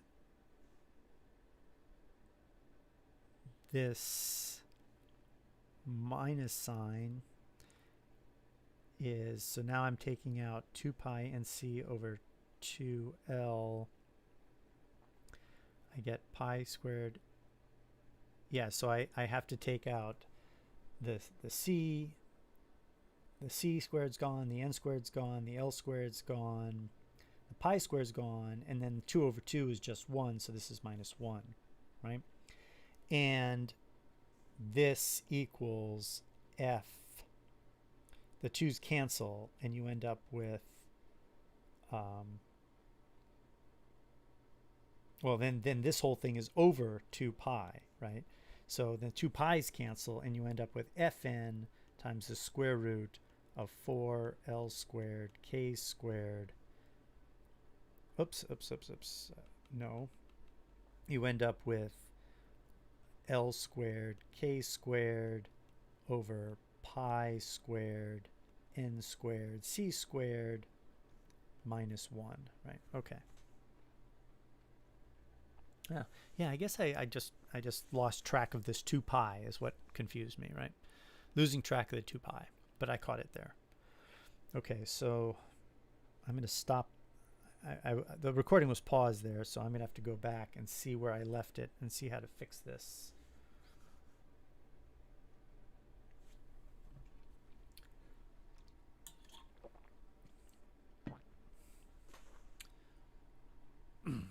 While I do this, Brinkman coordinates use integral curves of 2 null directions, u and v, where u is the propagation direction. Right. I seem to remember that. And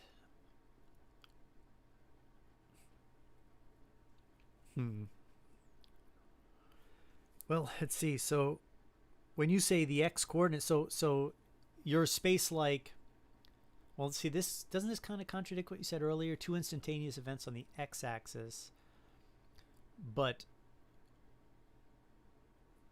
the coordinates are these are the null curves. So those null directions, of course, those space-time intervals are 0. So I presume the x-axis is some other coordinate system x-axis, right? Just as a reminder, if you calculate the distance between those 2 points in the UV system, the space-time interval, that will be the answer regardless of the coordinate system. But I feel like those 2 points you're interested in are not on integral curves of u and v, right? So two null directions. Yeah, so those are those are basically the integral curves are the light geodesics of the space-time. And I presume your 2 points, although space-like separated, they're not light-like separated, they're space-like separated. But if you do have the metric in u and v, then of course you can just solve for the you can use that metric to solve for the distance between any 2 points in principle, as long as you know the curve between them, which you said you did. Anyway, welcome, Amin Russi. Okay, so I got to figure out where I left this so I can finish up this lecture. I'm getting close to the end, I think. Let's see. So I left it with me being puzzled about my 2 pi, right?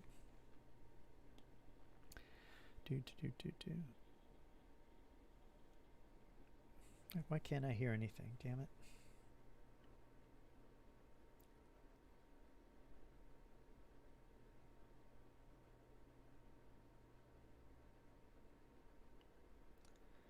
What? Is this still... I want to play this back. Why can't I play it back?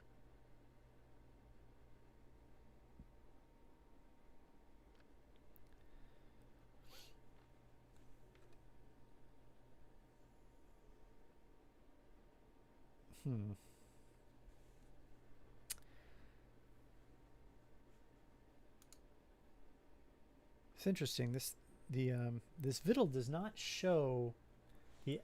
So the software that I'm using to produce this video, it's interesting because it shows up like what you're seeing on the screen right now.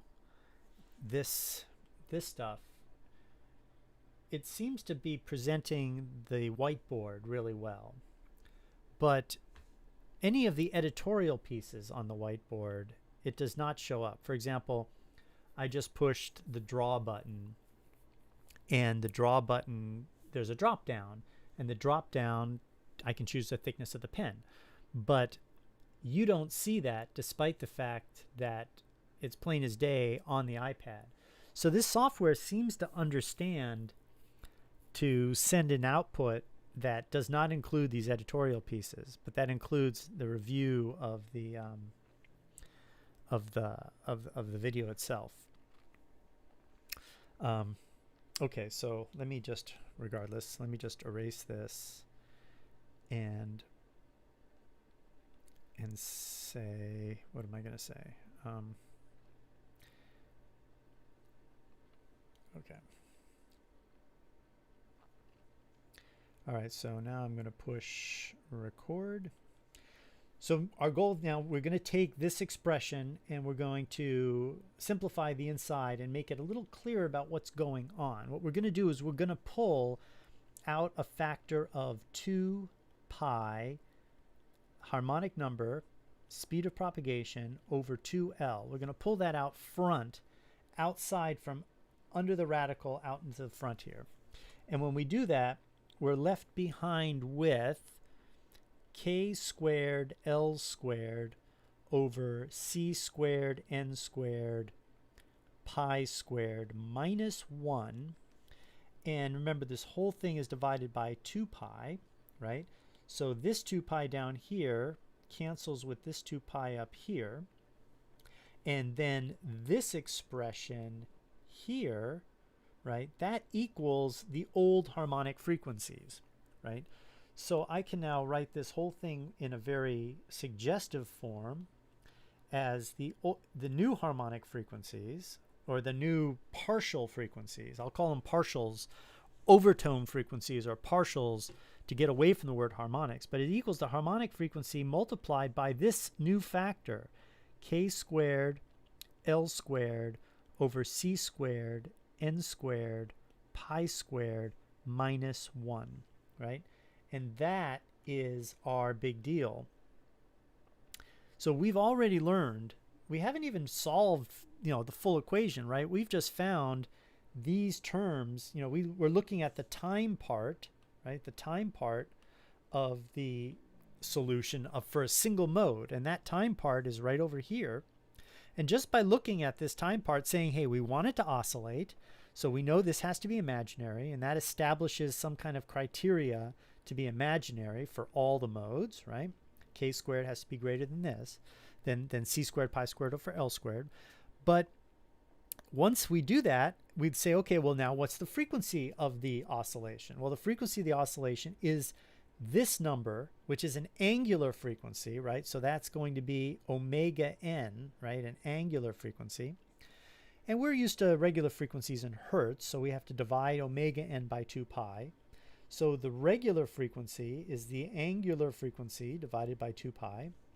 And then we crunch that number a little bit, and what we discover is that the regular frequency, the vibration of the partial, the overtones, or the harmonics, in scare quotes, is the same as the old harmonic, the true harmonic frequency, multiplied by this factor.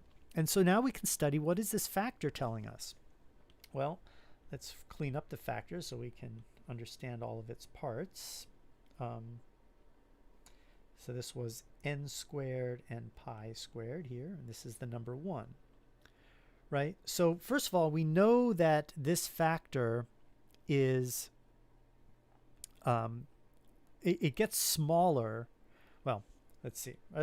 As n gets larger, for the larger harmonics, this term here gets smaller and smaller and smaller, right?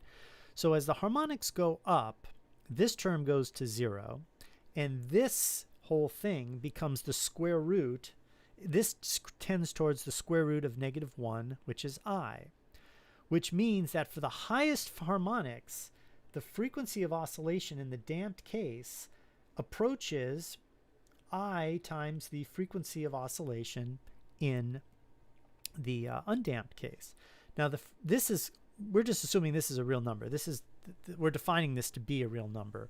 So this frequency has got to be imaginary, right? Otherwise this thing doesn't oscillate.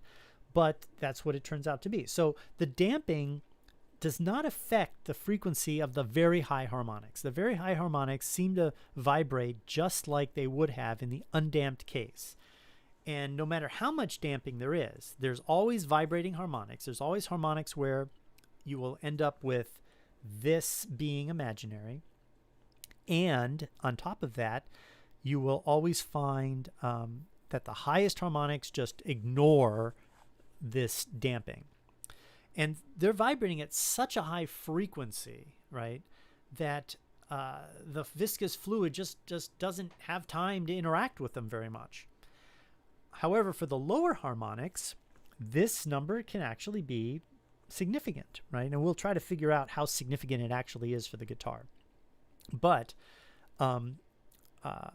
this number here, when n equals 1, right, if we set n equals to 1, then that goes away. And this is our condition. This is equivalent to our condition that we talked about earlier, which was, what is the condition that allows this thing to oscillate at all? And that was this condition right here, right?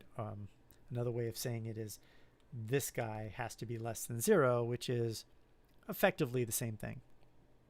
So, but this number here, but based on our condition, is going to be as large as possible. So that's going to be, when n equals 1, this term here is as large as it can possibly be, because none of the other numbers change. C never changes, pi never changes, k never changes, and L never changes. So this is as large as it can possibly be, which means it's going to have the largest effect on the inharmonicity, the deviation from the harmonic frequency. Okay, good. So let's wrap this up. I mean, this is the big point, right? But let's wrap this up and get a global look at what our solution actually looks like. All right, so now I'm kind of coming to the end here. So that's cool. What the hell?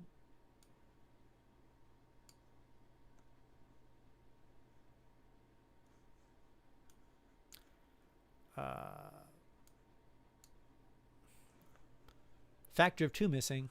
Where am I missing a factor of 2? Is it the factor of 2 that I figured out, that I caught? Or is it a different factor of 2, Rami? Amin. Am I pronouncing that right? Amin. I think I caught the factor of 2. I think you're probably talking about the factor of 2 that was keeping me from canceling the pi out, right? I think that's the one you were talking about. Okay, so now we're going to finish this off, and we're going to write down all of our answers and call it complete. So I'm going to write down xn tn equals e to the minus kt times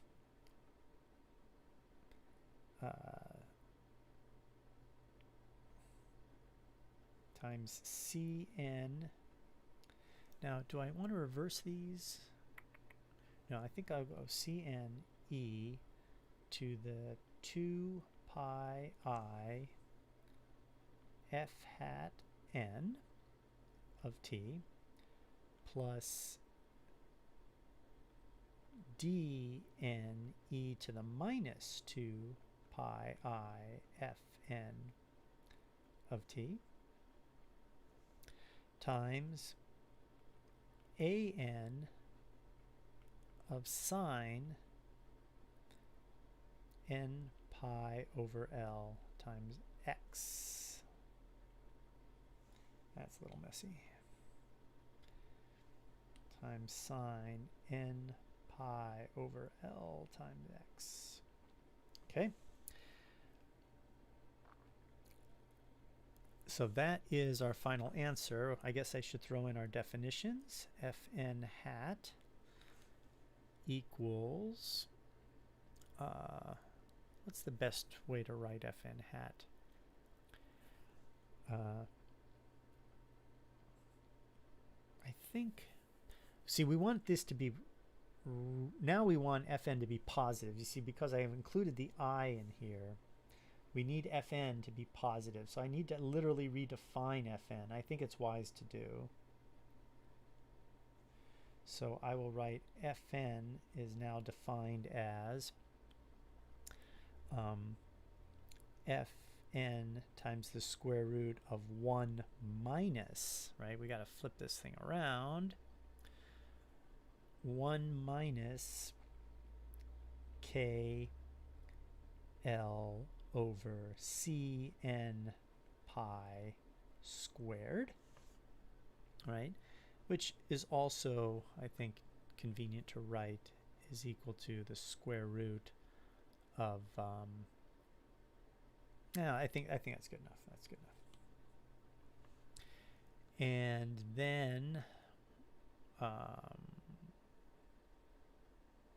yeah, so now with that, this is going to always be I guess the condition is that we've forced to be real.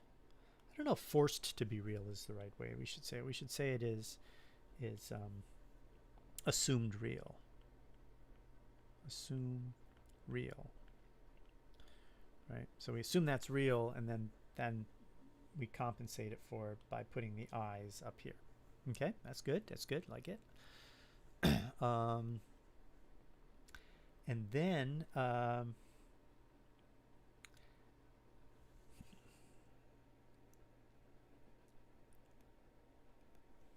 And then, actually, we can't quite wrap this up, right? Because we still have to do the initial conditions and solve for some of the constants. All right, so let me move this out of the way. And I'll move that over here, and then I'll say this equals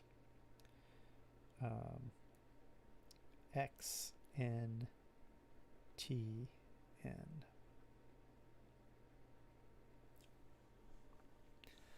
Okay, and then, all right, okay, good. So I think we're ready for that.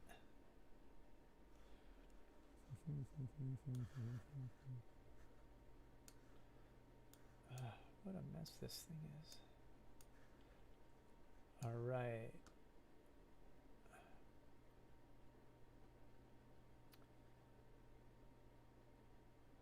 Okay. Okay, so now we will talk about this final form. We should also talk about the derivative of the final form. Why don't I write that down now? Because I'm going to need it right away. The derivative is just such a mess.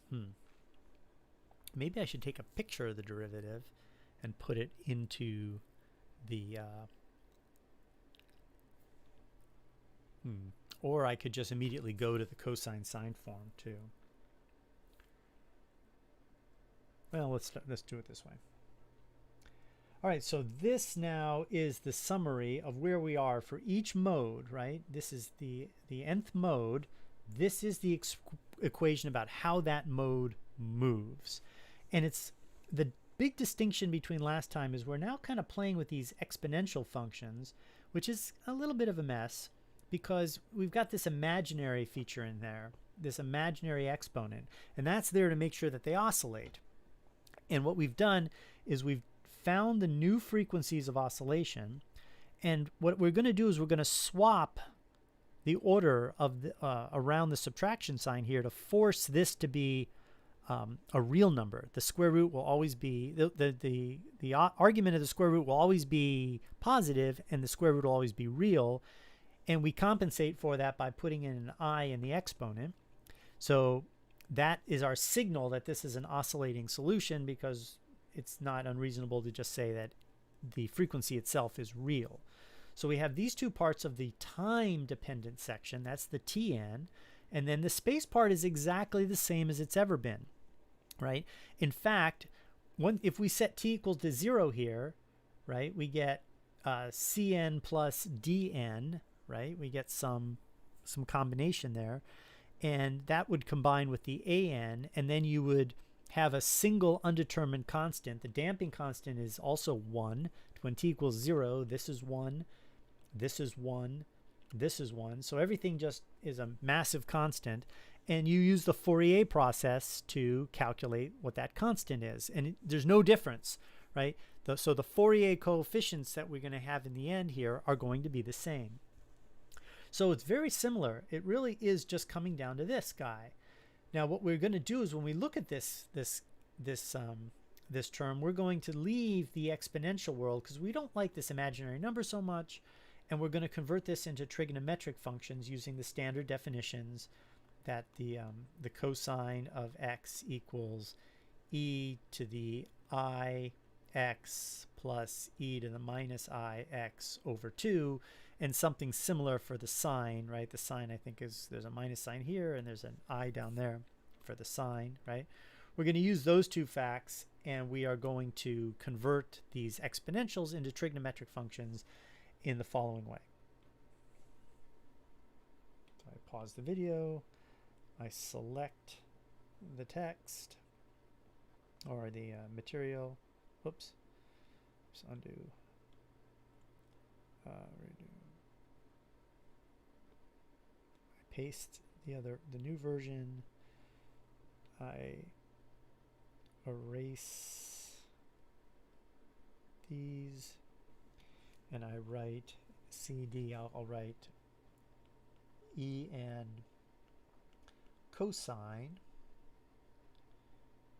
2 pi I f n hat t plus fn sine 2 pi I fn t. Oops, 2 fn's. That's going to be a mess.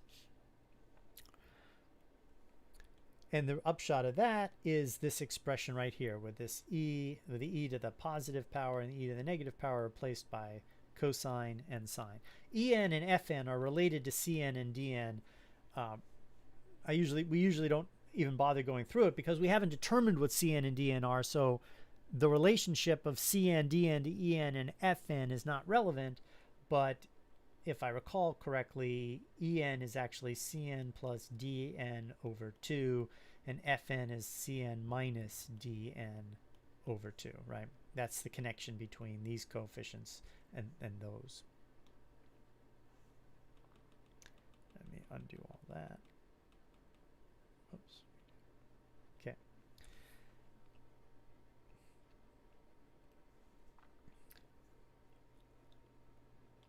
So now we need to find out what these en, en, and fn's are. And the way we do that is with our initial conditions. And the same initial conditions apply to this situation, right? Well, first of all, we know that the total sum, or the total answer that we're after, is going to be the sum of each of the individual modes, partials. You know, it's really hard not to call them harmonics, right? But we will. So I'll just say harmonics because we're thinking musically, and the musicians, they don't quibble over this. They'll say there's a lot of inharmonicity with the harmonics, right? And what they're really supposed to say is, I guess, the partial overtones are don't match the harmonic series or something wacky technical. But we know that we're dealing with this sum, right? And this sum here, this guy is actually xn tn, right? So we know that u of x and 0 is our initial condition, and we've solved that problem already. But let's hold off on it because what we're also interested in is that the first derivative with time at the initial, for all points on the string at t equals 0, that equals 0, right? So we need that initial condition. Last time immediately eliminated the sine term, right? It eliminated the sine term, but in this case it's not going to. And the reason it's not going to is when you take this time derivative, right? When you take this first time derivative, this beast up front contributes. It's a product rule. And what ends up happening is you end up not with setting en or fn to 0, but setting a certain combination of the two equaling 0. So let's have a quick look at that.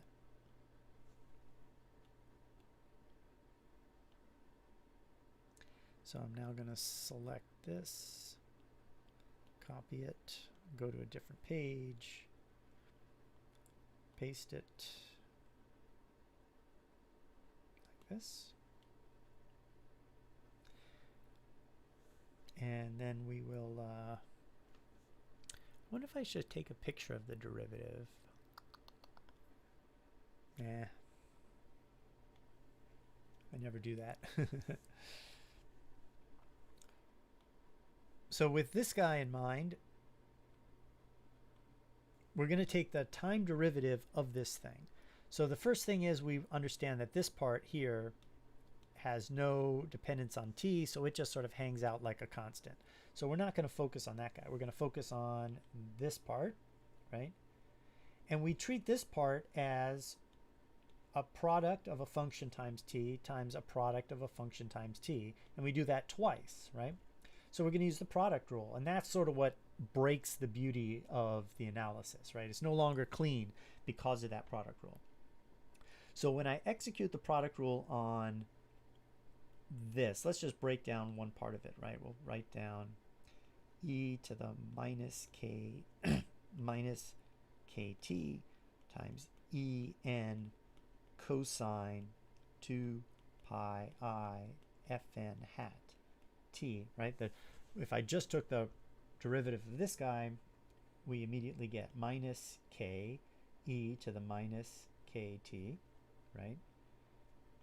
That times en cosine 2 pi I fn hat t plus e to the minus kt times the derivative of this mess, right? So the derivative is going to, first of all, it's minus sign, so it's minus en 2 pi I fn hat times sine of wait a minute, there's no I in there. That's the whole point, right? There's no I in there. Sorry guys, there should be no I. Did I put an I over here? Yeah, there's no I in this, right? See, the idea is the I is up here, but when you do the combination, you lose the I. So there's no I in there. So let me get rid of that I. I don't know how I missed that, but 2 pi and 2 pi, right? There's no I there. And likewise, there's no I here, and there's no I there, right? 2 pi and 2 pi, like that.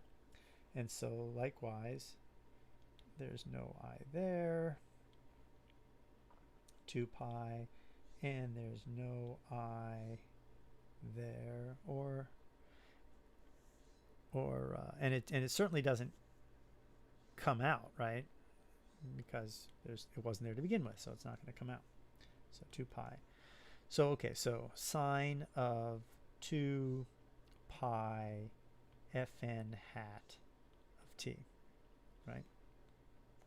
Now that's just one part of it, right? Damn, this is a little too big. Let me select this and move it. Oops. Hold on. Let me take this and move it here. Right, so that's the two pieces of just the derivative of this part. And likewise, you get a similar thing for the sine piece. And that turns out to be, let's see, I should do it. Let me just do it offline. So the sine piece is going to be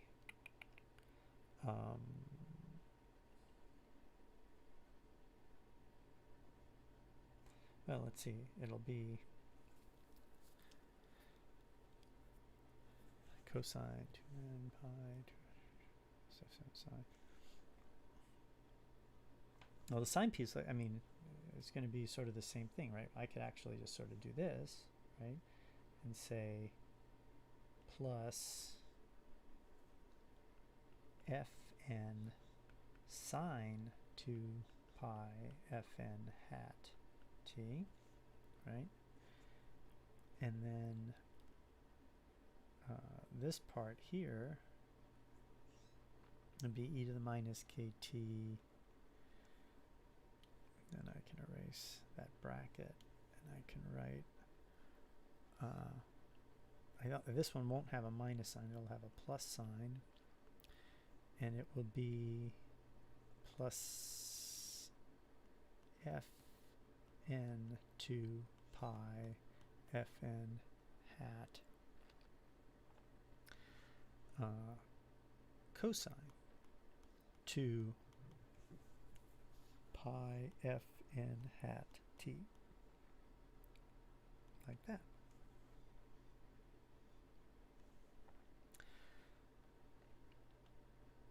And so when you execute the product rule with the sign, you basically get other terms that just pop in like this. So we're popping in the fn sine 2 pi fn t and the fn 2 pi fn. There's two fn's floating around, so fn 2 pi fn hat cosine 2 pi fn t. And this expression, right, this expression here, this total sum, this guy here plus this guy here, that equals the time derivative, so the time derivative of un of x and t. And now you can look at this and you can say, okay, we know that the time derivative, the string starts from rest. So this guy has to equal 0 when t equals 0. And so we look at that and say, well, when t equals 0, this term is 0, right? And when t equals 0, this term is 0. But these other terms are actually still there, but they're equal to 1. So this term here equals 1, and this term here equals 1, leaving only behind en and fn to pi. When t equals 0, this guy equals 1, but you end up with a minus k still, right? You end up with a minus k in that part. So when the upshot, when all this is done, what we end up having is minus k times the e component, or the e undetermined variable, times 2 pi times capital Fn times the frequency, that equals 0. And this is now the result of the initial condition on the velocity. The initial condition on the velocity. Phew. So, so at least this seems like we have two undetermined variables, but we don't, because you pick one and the other's fixed, right? Because everything else is fixed. You know the harmonic number and the physics of the string, you get f. And if you knew f, capital Fn, or if you knew capital En, you would immediately get at capital Fn. So this relationship does in fact eliminate one unknown variable. It just doesn't do so as cleanly as it did in our last work. All right, let's see what else we've got going on here.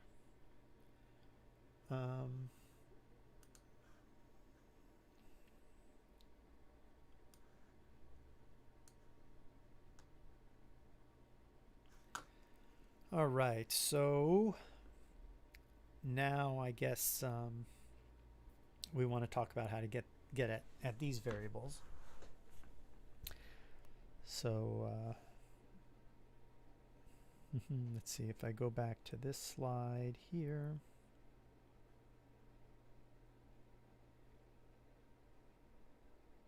I really should rewrite this one more time.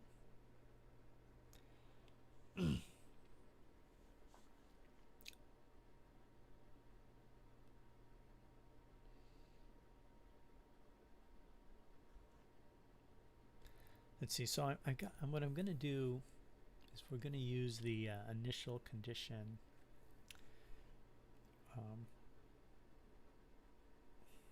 So let me rewrite this final expression here. I'll rewrite it right here. So minus k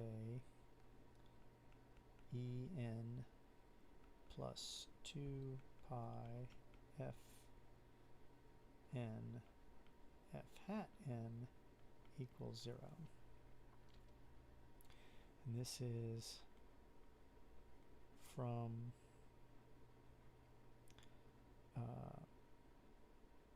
I don't need to say that.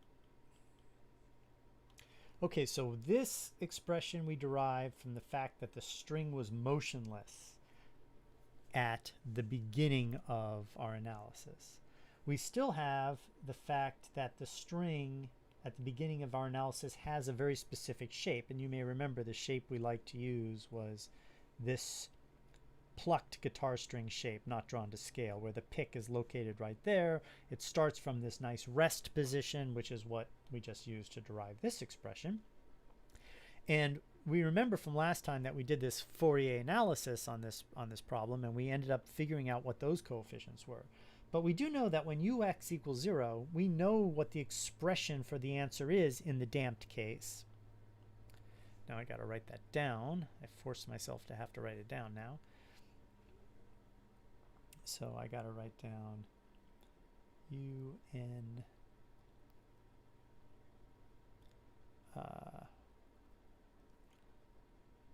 un of x at time t equals 0 equals e to the minus k 0 times en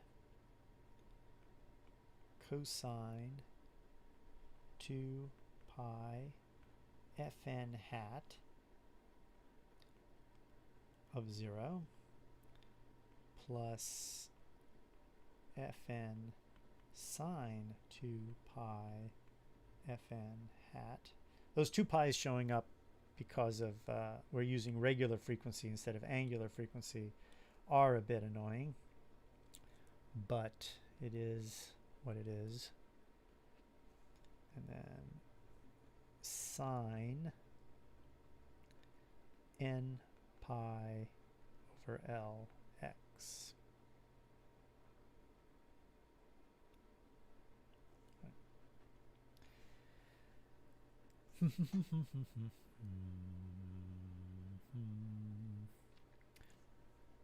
All right, so now this being our solution for a given mode of our final answer, right? This is the full solution for the nth mode. If we plug in t equals 0, this part here, right, this time part, it becomes 1, right? We plugged in t equals 0 right here, and this cosine part became 1. T equals 0 right here means this part becomes 0, and this ultimately becomes en times the sine of n pi over L of x. Now en, now this means that the full solution, which is going to be this at the time t equals 0, the full solution at x0 is going to be the sum from n equals 1 to infinity of en sine n pi L x. And this is this, we know how to get en for this. We did it in our last exercise with the undamped string. It's interesting, the shapes of the modes in the damped case are unchanged. They're the same shapes as before. And we know what en is in that case. In fact, let me write it down.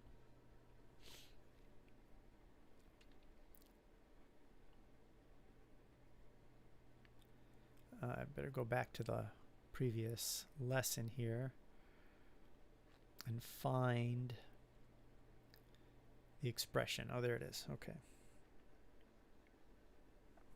The expression means that en equals 2HL squared times the sine of C.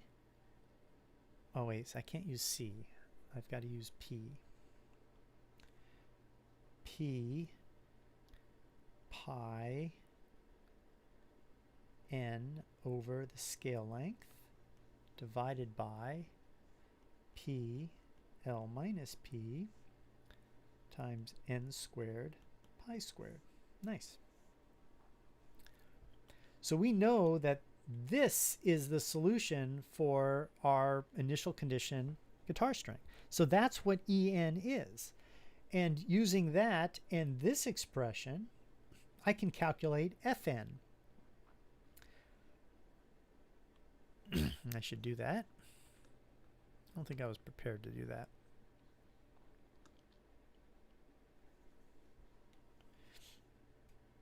Fn equals k times en over 2 pi times the partial frequency. First, using the expression we derived from the fact that the string was motionless is really a relationship between fn and en, and that relationship is the value of fn is proportional to en, and the proportionality factor is k over 2 pi fn. But notice this proportionality factor is not constant for every harmonic. It is different for every harmonic, and because this is not constant for every harmonic, the frequency of vibration. So this is a subtle relationship, but regardless, all we have to do is take this and multiply by k times 2 pi over fn over the frequency, the harmonic frequency or the partial frequency, and we get an expression for fn. And I'll write that down now.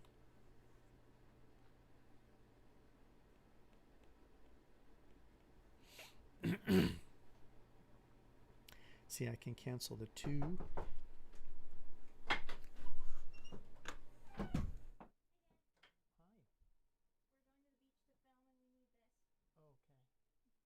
it off when you get back.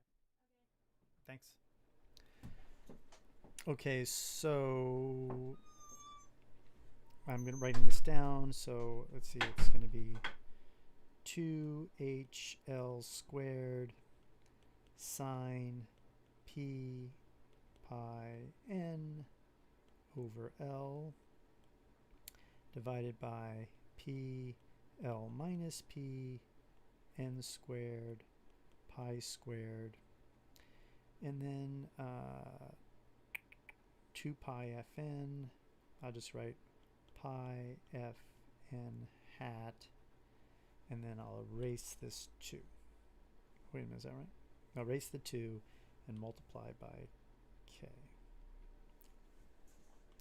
And this is our final answer for Fn, right? It's the same as En, but you've got this factor right here. And notice the damping appears in the Fn. The damping appears there. So now, if we go back, we know that this being our answer for the overall problem, we know that En is our old Fourier components. Fn we just calculated, so now we know this, and given the physics of the guitar, we know little f, so we have our final equation. So I will write down a version of the final equation, and let's do that on the next screen. All right, so now we got to write down the granddaddy answer, right?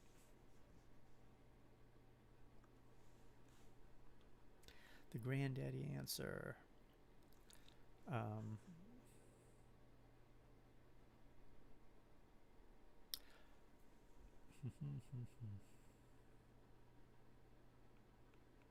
U of x and t equals the infinite sum.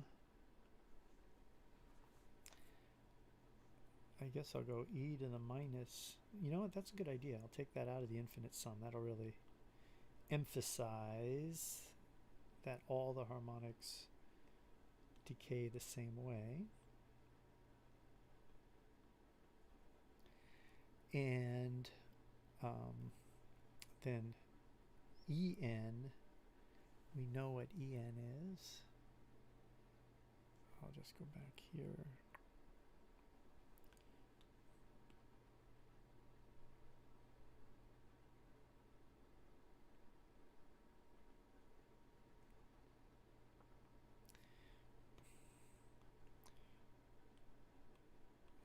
En is 2HL squared over P L minus P n squared pi squared times the sine of P pi n over L. So that is the first part, and then this has to be multiplied by the cosine of 2 pi Fn of t plus k over 2 pi Fn hat times the sine,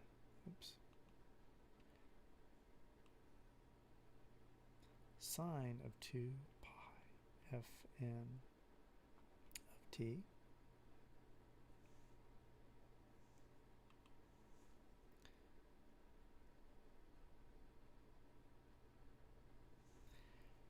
and this whole thing multiplied by the sine of n pi over L of x. Phew. At some point I'm going to have to put in all the numbers for the guitar string too. Actually, that's what I'll do next. Next we're going to calculate what the decay rate is of a typical guitar. That'll be fun. We won't calculate it. We'll experimentally observe it. We'll see. We'll see if we can do that. Okay, so, and this is our final answer, right? This is the final expression. It's an infinite sum. It's got a lot of things that are similar to the undamped string. For example, these coefficients are the same.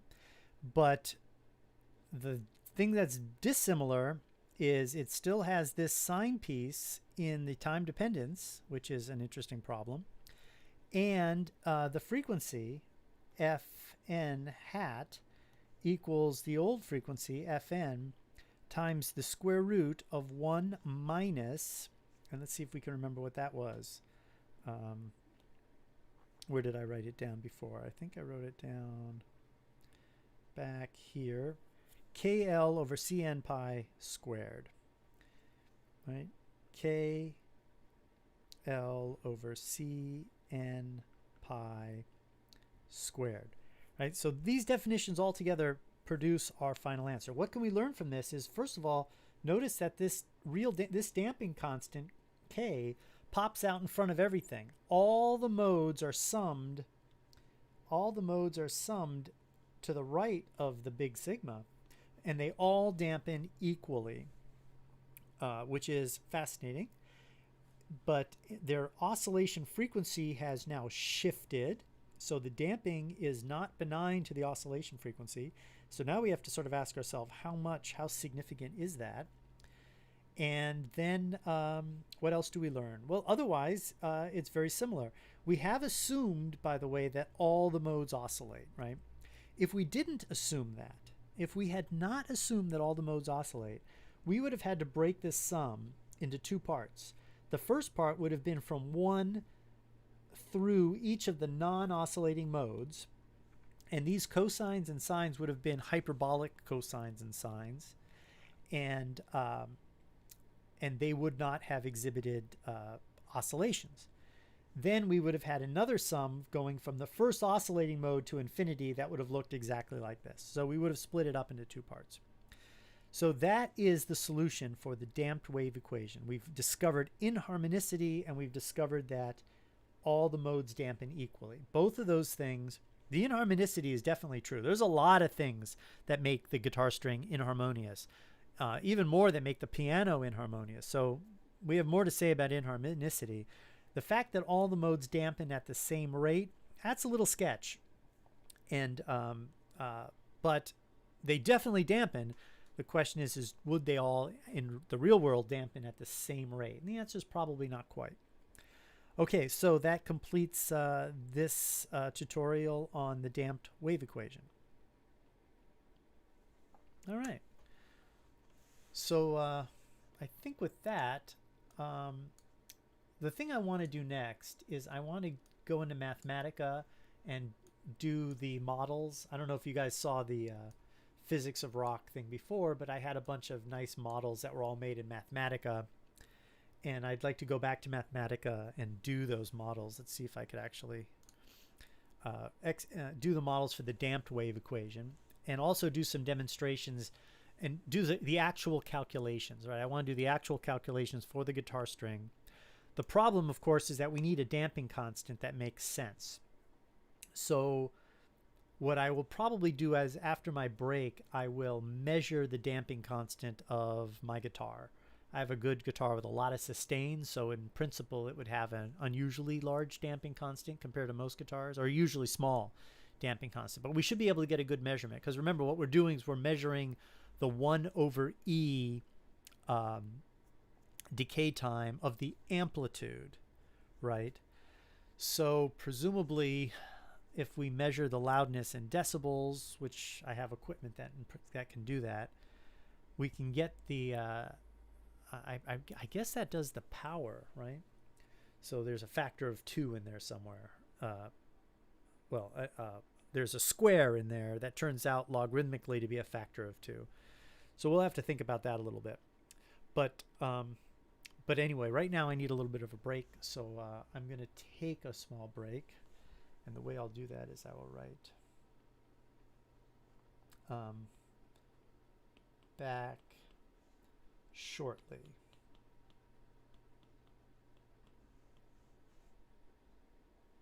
on break. See, real professional streamers, they have this all worked out.